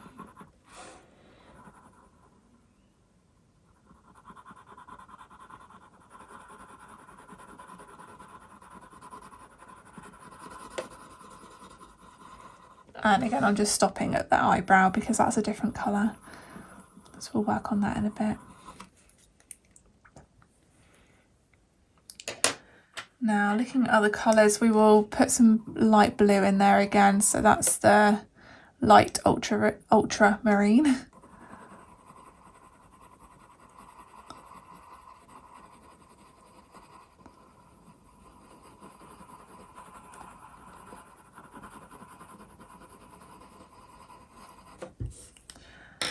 I'd say there's definitely some green in there, kind of down this bit, so we'll add a load of that. Still fairly light pressure.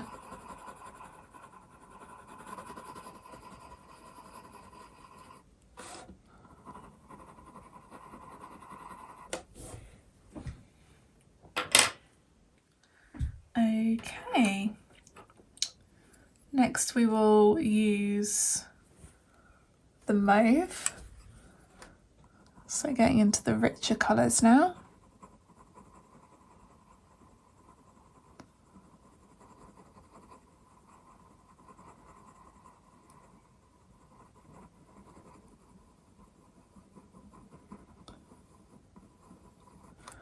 And I'm going to put a little bit of that kind of towards the edge of the dark arch over the eye, but not on this lighter bit. So let's do a little bit of blending now. So back to warm grey 1, especially for blending this paler bit on the edge. So I'm using harder pressure now, still circular motions.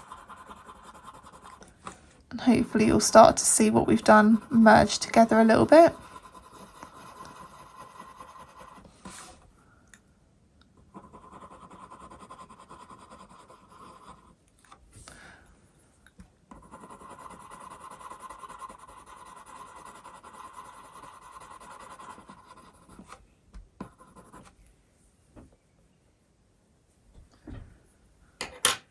Lovely. And now would be good to use some Paynes grey, so our nice bluey coloured dark grey. We'll start going in the direction of the fur, doing some individual hairs with the pencil strokes. So it kind of goes up like that. It's areas like this where direction of the fur can be a little bit tricky, so just really keep an eye on it. You won't always get it perfect, but at least when it's a good quality photo, it's a lot easier to figure out. Well, you don't even have to figure it out, you just have to look at it. But nothing worse than trying to draw from an unclear reference, especially on the areas where you're not too sure which way the fur is going.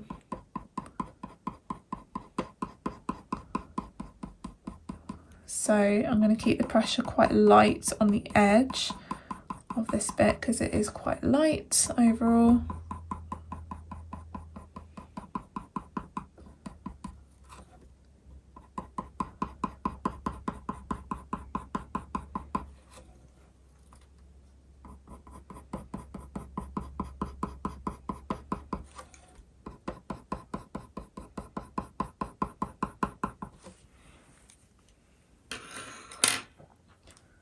Perfect. And I'm going to blend things a little bit further, but this time on the darker parts I'm going to blend with the warm grey 3, just because I don't need to keep things quite so light now.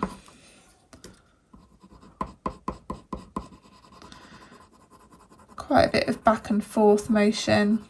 I'm not going all the way to the edge here because again I don't want to make that too dark. I will probably do a bit more blending with the lighter grey there.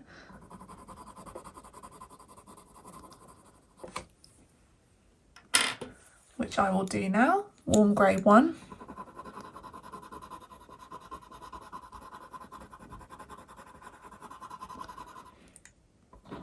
I don't feel the need so much here to go back in with the other blues because it is a slightly smaller area.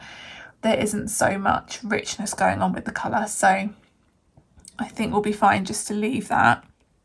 So in that case, we'll just do a little bit more Paynes grey.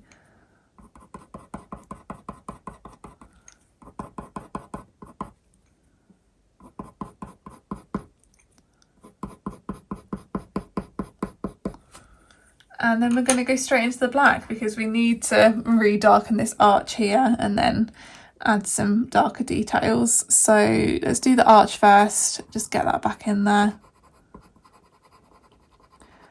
I'm not even doing individual strokes at the moment, I'm just going back and forth with quite hard pressure just to make it as black as possible. So when you are doing harder pressure, just be careful where you're placing it because it's, of course, it's going to be very difficult to get rid of if you make a mistake. Now I'm doing some individual pencil strokes to get a nice soft feathery edge.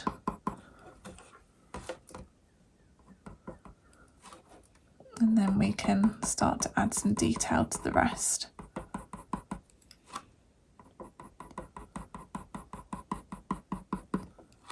So it stays fairly dark over here and then, as I've been mentioning, gets lighter as we move to the edge. Just make sure you're curving your pencil strokes to follow the direction.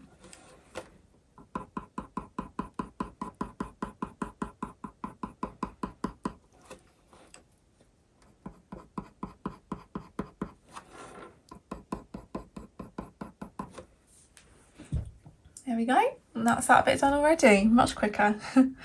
So let's do the black fur kind of in between the eyebrows. We'll see how we get on with that. So again, let's just, we probably won't go down as far as the nose, so we'll go down to this graphite line here and down to where it turns to brown fur. So same as before, warm grey 1.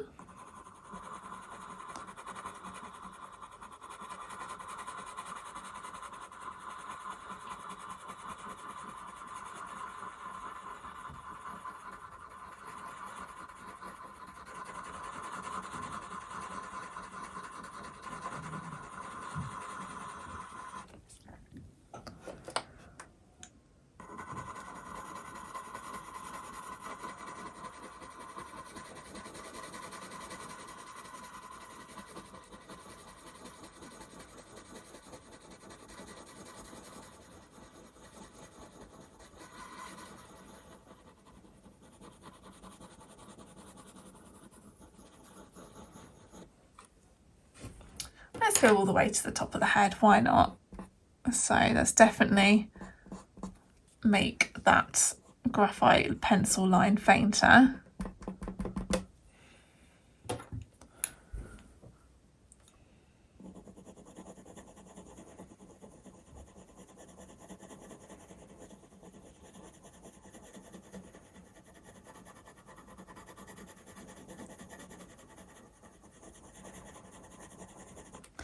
I feel a bit scared to get rid of all the graphite markings here though, because I don't want to forget about the brown eyebrows. I think I'll just leave them there for the moment. We'll deal with that later.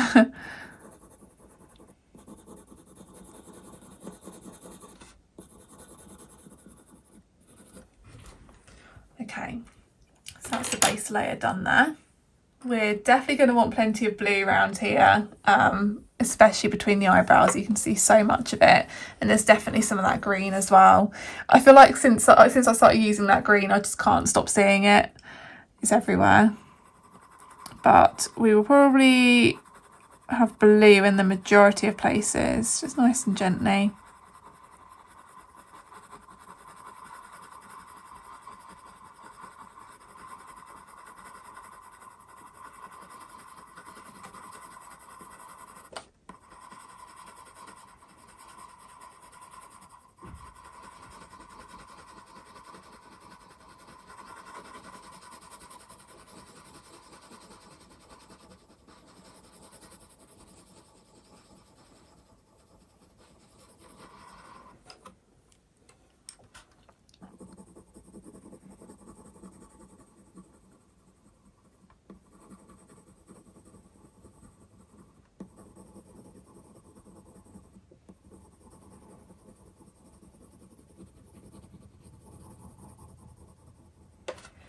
I'm not worrying too much about like the shape around the eyebrows at the moment, as I'm just still thinking that's something that can be altered and sorted out when we actually work on that bit. So just avoiding them basically.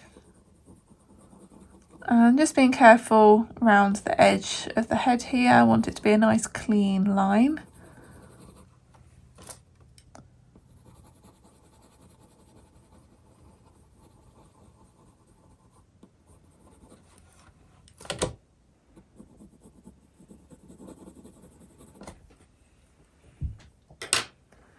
Time for some green.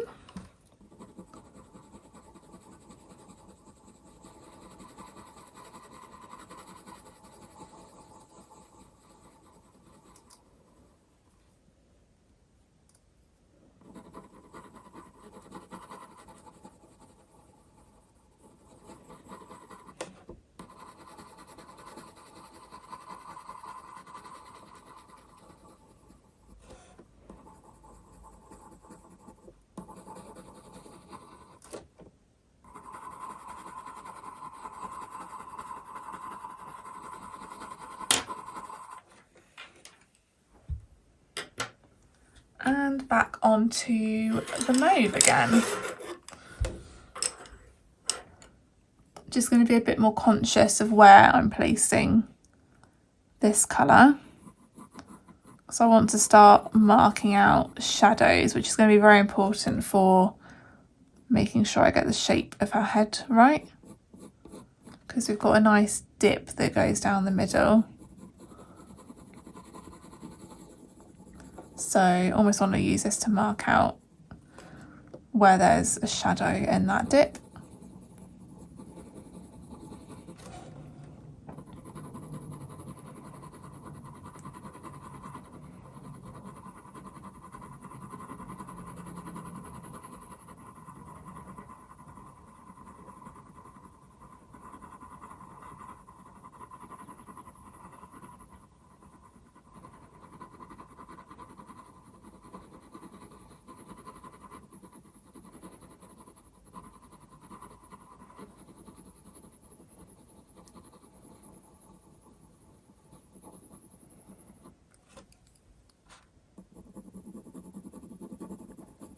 I'm just using it very, very gently on the bit that is lighter up here, but I do still want a little bit there just so we can achieve the desired richness.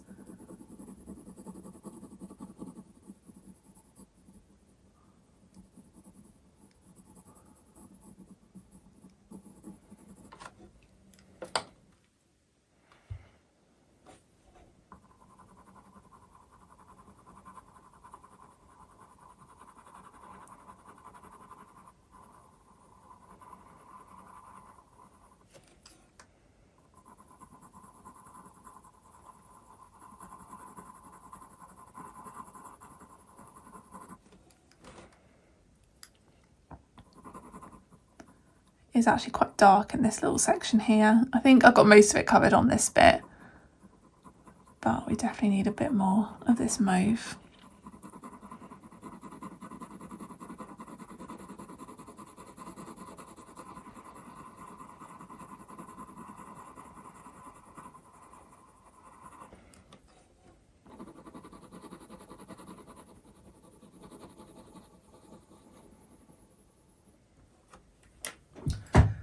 Okay, I think that'll do for the moment with the mauve. Although actually I've just realised I've abandoned some of this bit up here that needs to be darker. Have I put any base layer at all up there? I think I have put some grey. Let's go and top up some of the other colours.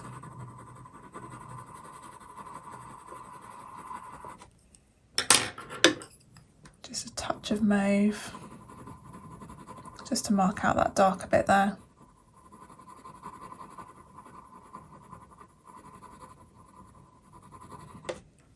Okay, that will do nicely. Time to do, actually no, let's add a little bit of Paynes grey before we do some blending.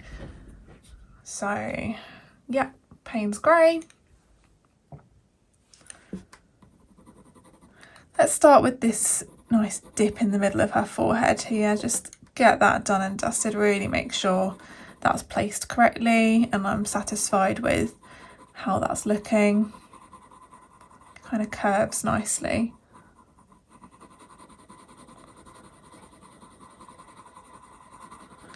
And as I move away from that dip, I am gradually decreasing the pressure on the pencil.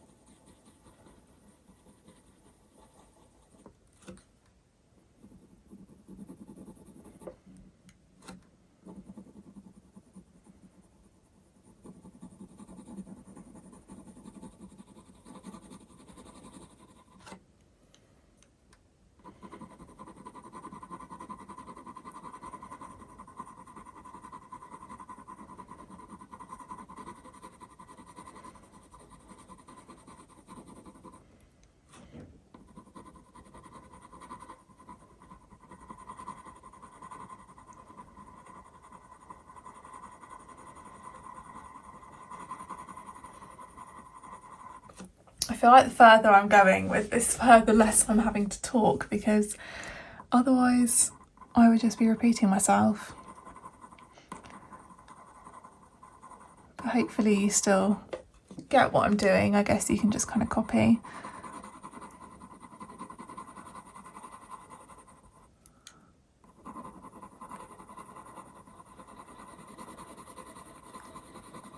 Ultimately, this side of the crease is quite dark compared to that side, so that is the effect that we want to achieve.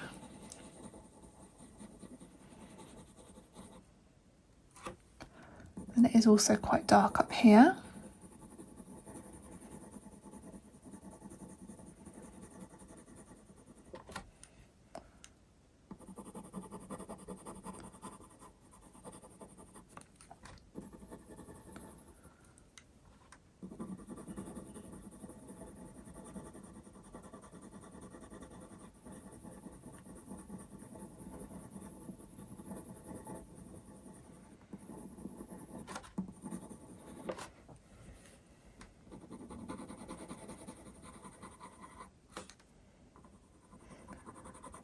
And again, around the bottom of this eyebrow is quite dark.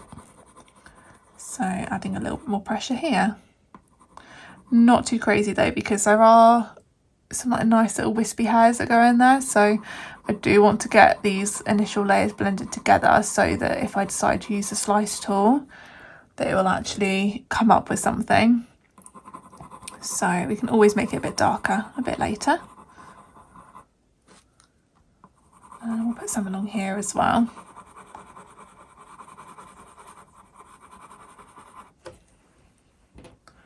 It's a bit far down there.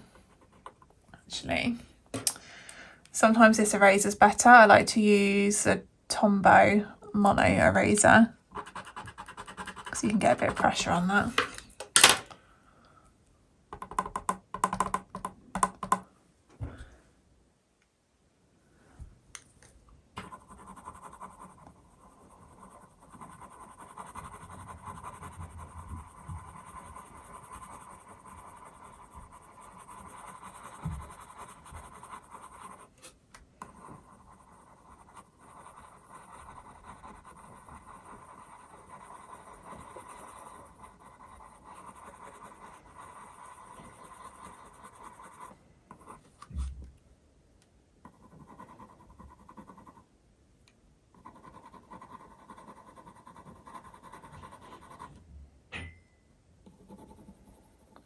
Okay, so we're pretty much almost there with this colour. In fact, I think that will do for the moment. Time to do some blending.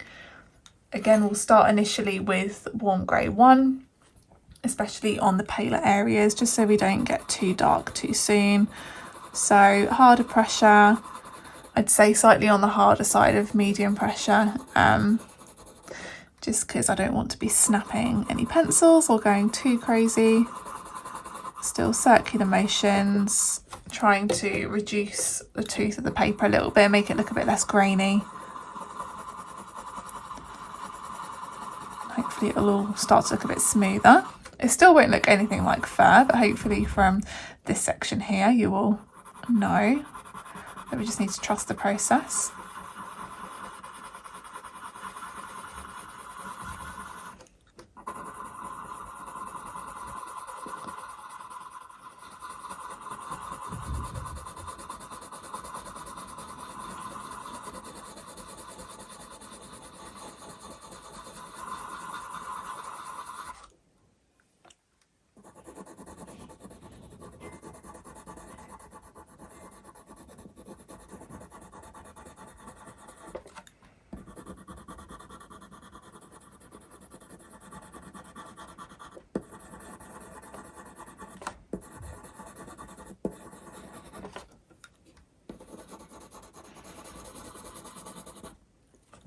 Again, I'm just being quite careful around the edges here. Don't want to be colouring outside the lines.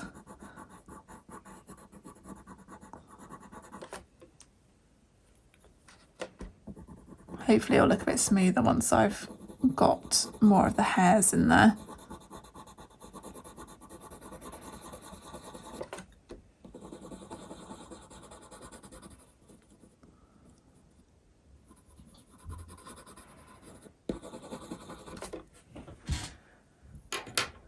There we go.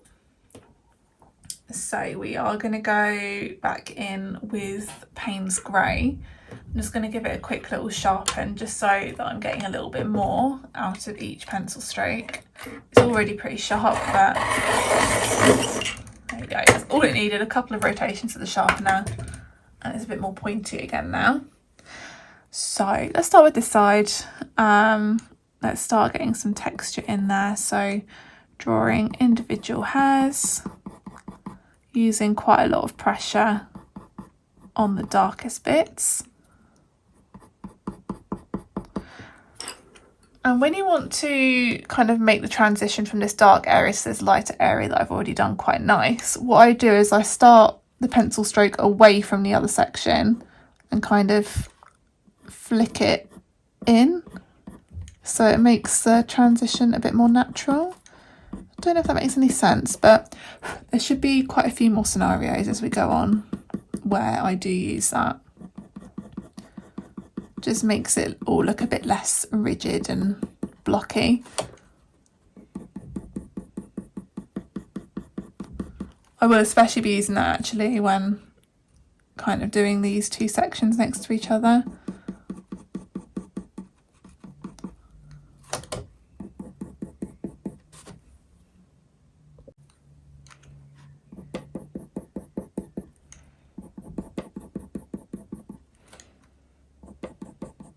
So this bit on top of the head, it isn't super dark, but it's still got quite a lot of texture, quite a lot of darker lines in it.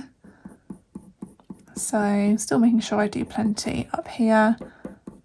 Bearing in mind I will still be doing a few more blending session, so that will lighten it a little bit at the time. Just a few little lines here though, because this bit is very pale.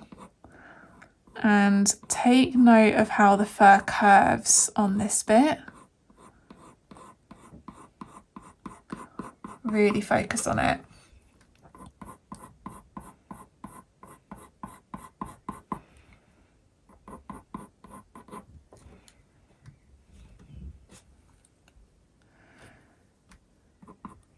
This fur here is also going to be quite tricky to figure out. So it kind of flicks up towards the eyebrows here. This is where slice tool will come in handy later for these hairs that go over the top, these lighter hairs. So you won't worry about that too much at the moment. Slice tool will definitely save the day there, but then for the rest we will just make sure we're following that direction. It all kind of starts to go towards the nose.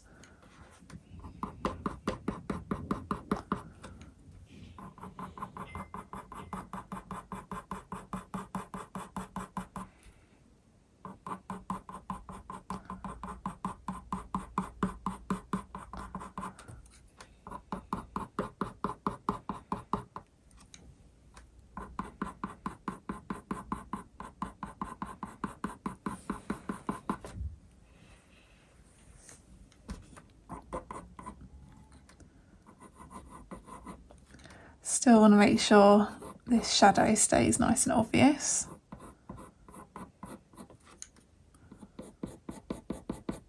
So we will be using some harder pressure on this side, as it is darker. Again, just pay attention to the curves of the fur.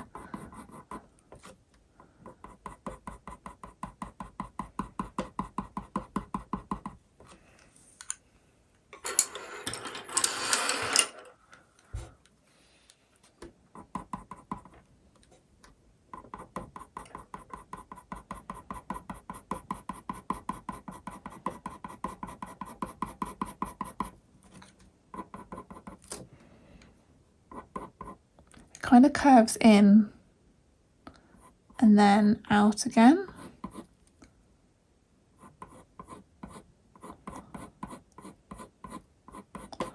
This bit could be quite hard to master, I'm determined.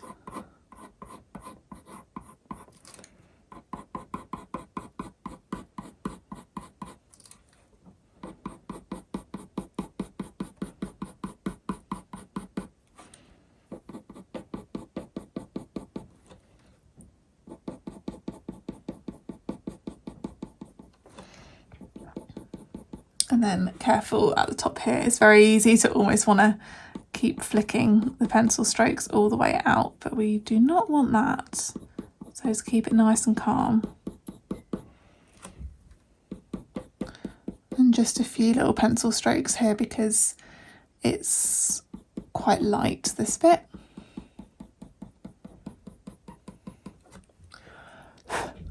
Lovely. Okay, on to some more blending. I'm going to be using Warm Grey 3 this time, mostly on the darker bits. I'm going to go back and forth a little bit. I'm definitely going to use the lighter grey though on most of it. In fact, I think we need a little bit more colour, so I'm going to use a bit of blue as well. Yeah, and that's more like it.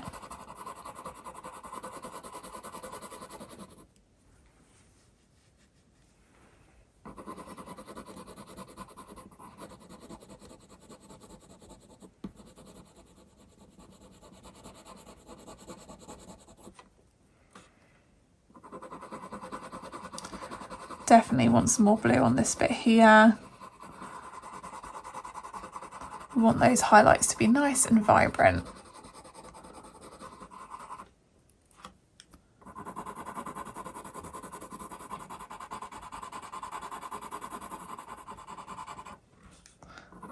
I'm just kind of going back and forth following the direction of the fur here.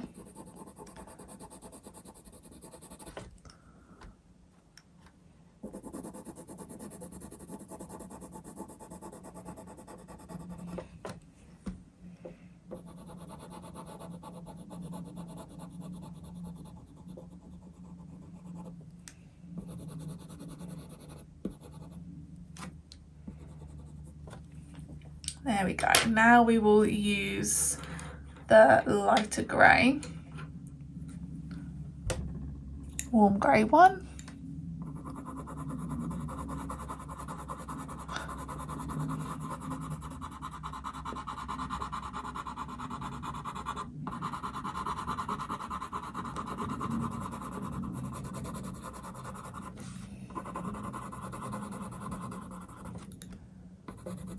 And hopefully it's all going to look lovely and smooth.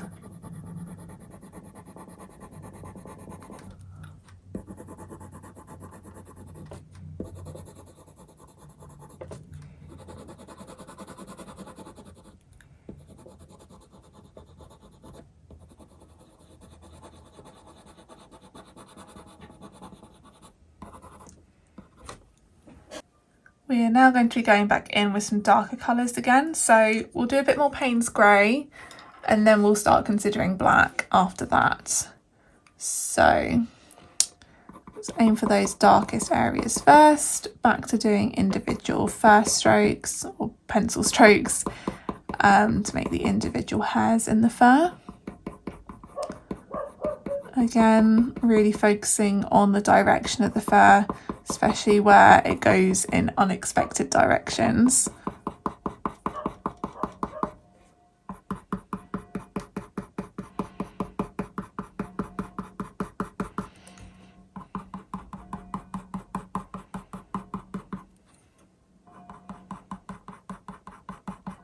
Starting to feel a bit more creamy now already, which is great. And as previously, still just making sure we're allowing a few gaps between these pencil strokes so that you can see the paler colours coming through, which is going to produce your highlights.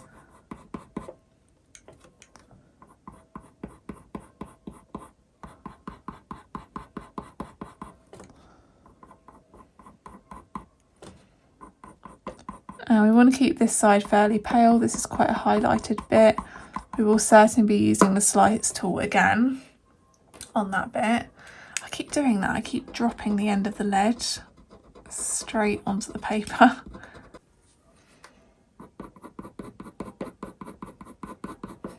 So just doing a few light pencil strokes through this bit,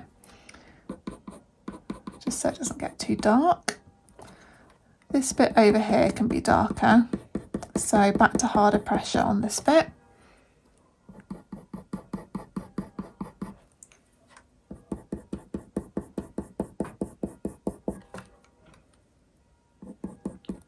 And then gradually decreasing the pressure on the pencil strokes as I work back towards the centre. Just want to make sure it's looking nice and smooth over the top of the head.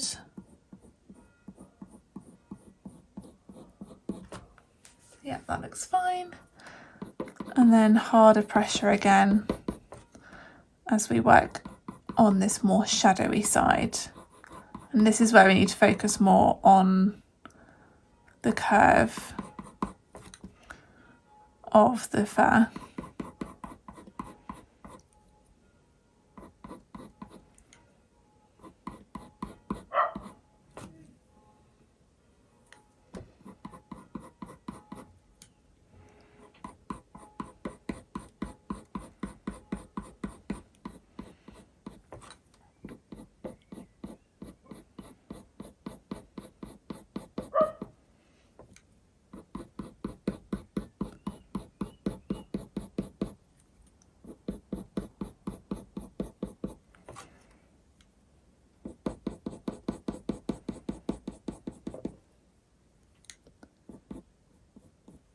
And to make it easier to make the edge clean, again, kind of go reverse your pencil strokes. So start where you want it to end and do it kind of going back in on itself. And that way you're not accidentally flicking the pencil stroke beyond the outline. Of course, it depends on the animal you're drawing. If they are quite fluffy at the top, then it doesn't really matter. but the top of Tessa's hair is quite smooth.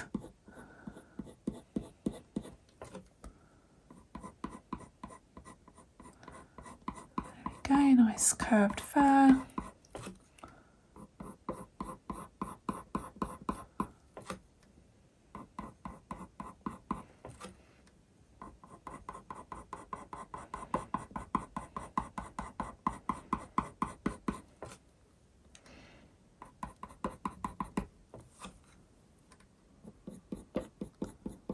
Just a little bit more at the top here.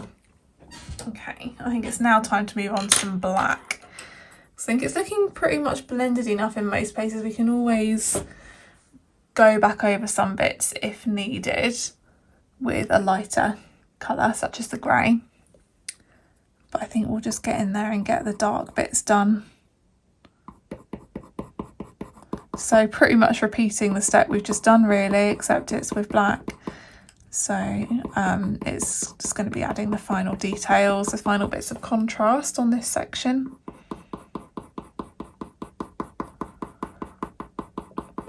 I will be using quite a lot of pressure on the pencil in a lot of places.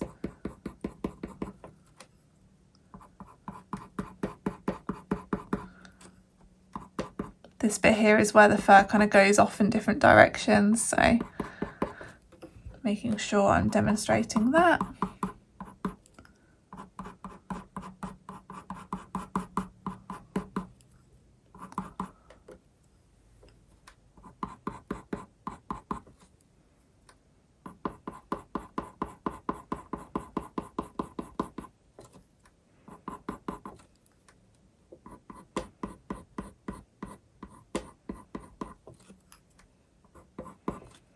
Again, just literally a couple of pencil strokes in this bit just to add a bit of texture. There we can go in with the pressure more up here.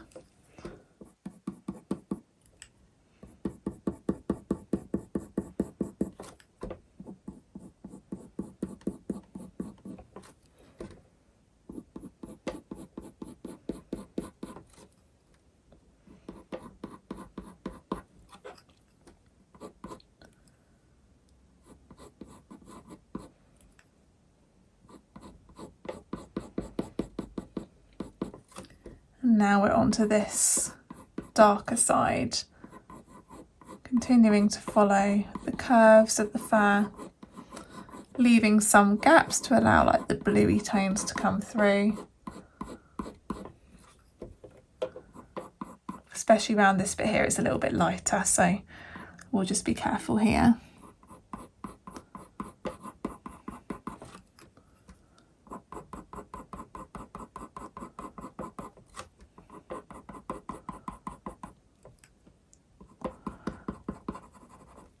We want it to be nice and dark here, just under the eyebrow.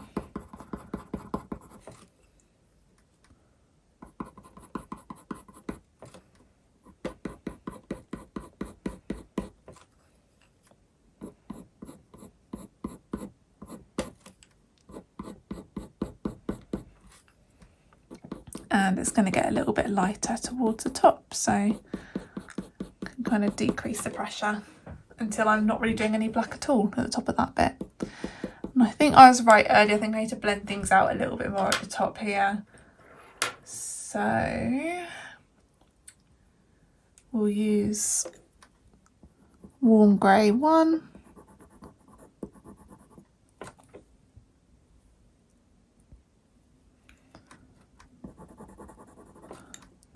Just a little bit of back and forth motions.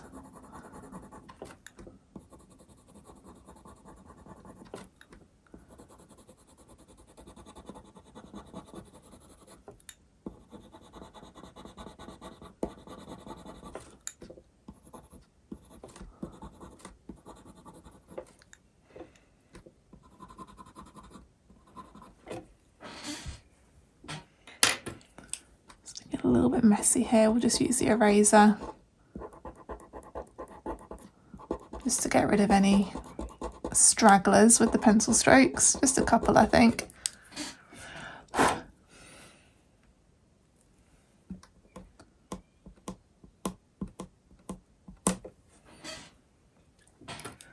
a little bit here. It doesn't really matter, there's a couple of little bits. I mean, she's obviously going to have the odd little hair that sticks up. Perfect.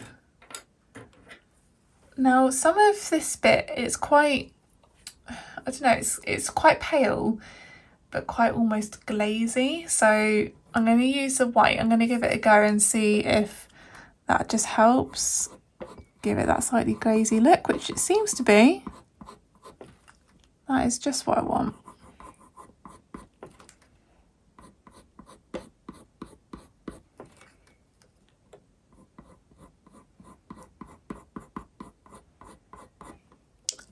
Perfect.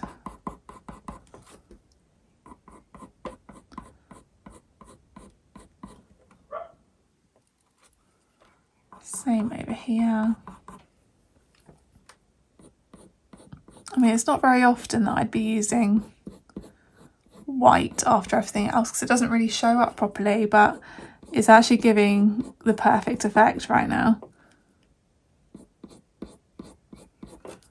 It's just smoothing out those highlighted bits.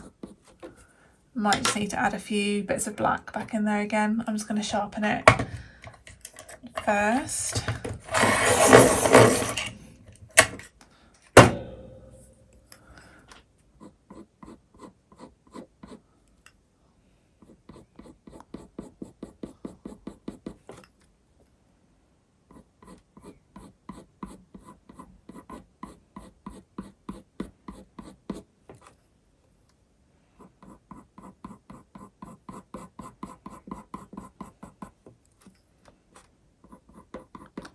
Just the final little details before I use the slice tool.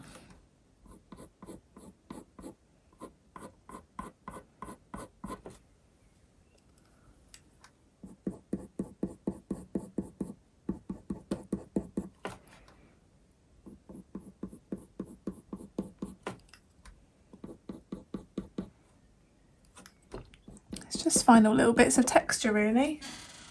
I think that's looking all right. I'm wondering actually if on this bit the white might actually do a better job than the slice tool, or maybe a bit of both. Yeah, I think I'm going to need some slice tool as well there because I need a bit more contrast with the hairs that go out that way. There we go. That's more like it.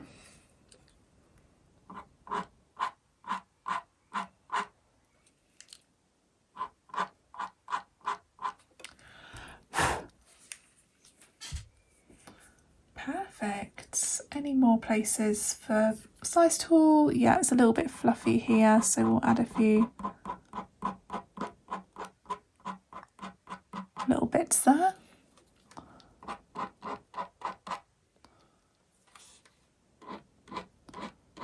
Few extra bits of texture.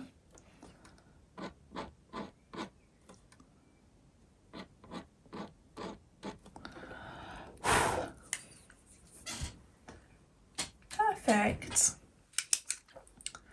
So that's that black fur done there. On the next section of this tutorial, we'll start doing the brown fur, so that'll be the eyebrows and the bit surrounding the nose. So make your way onto the next part if you're ready to do that bit.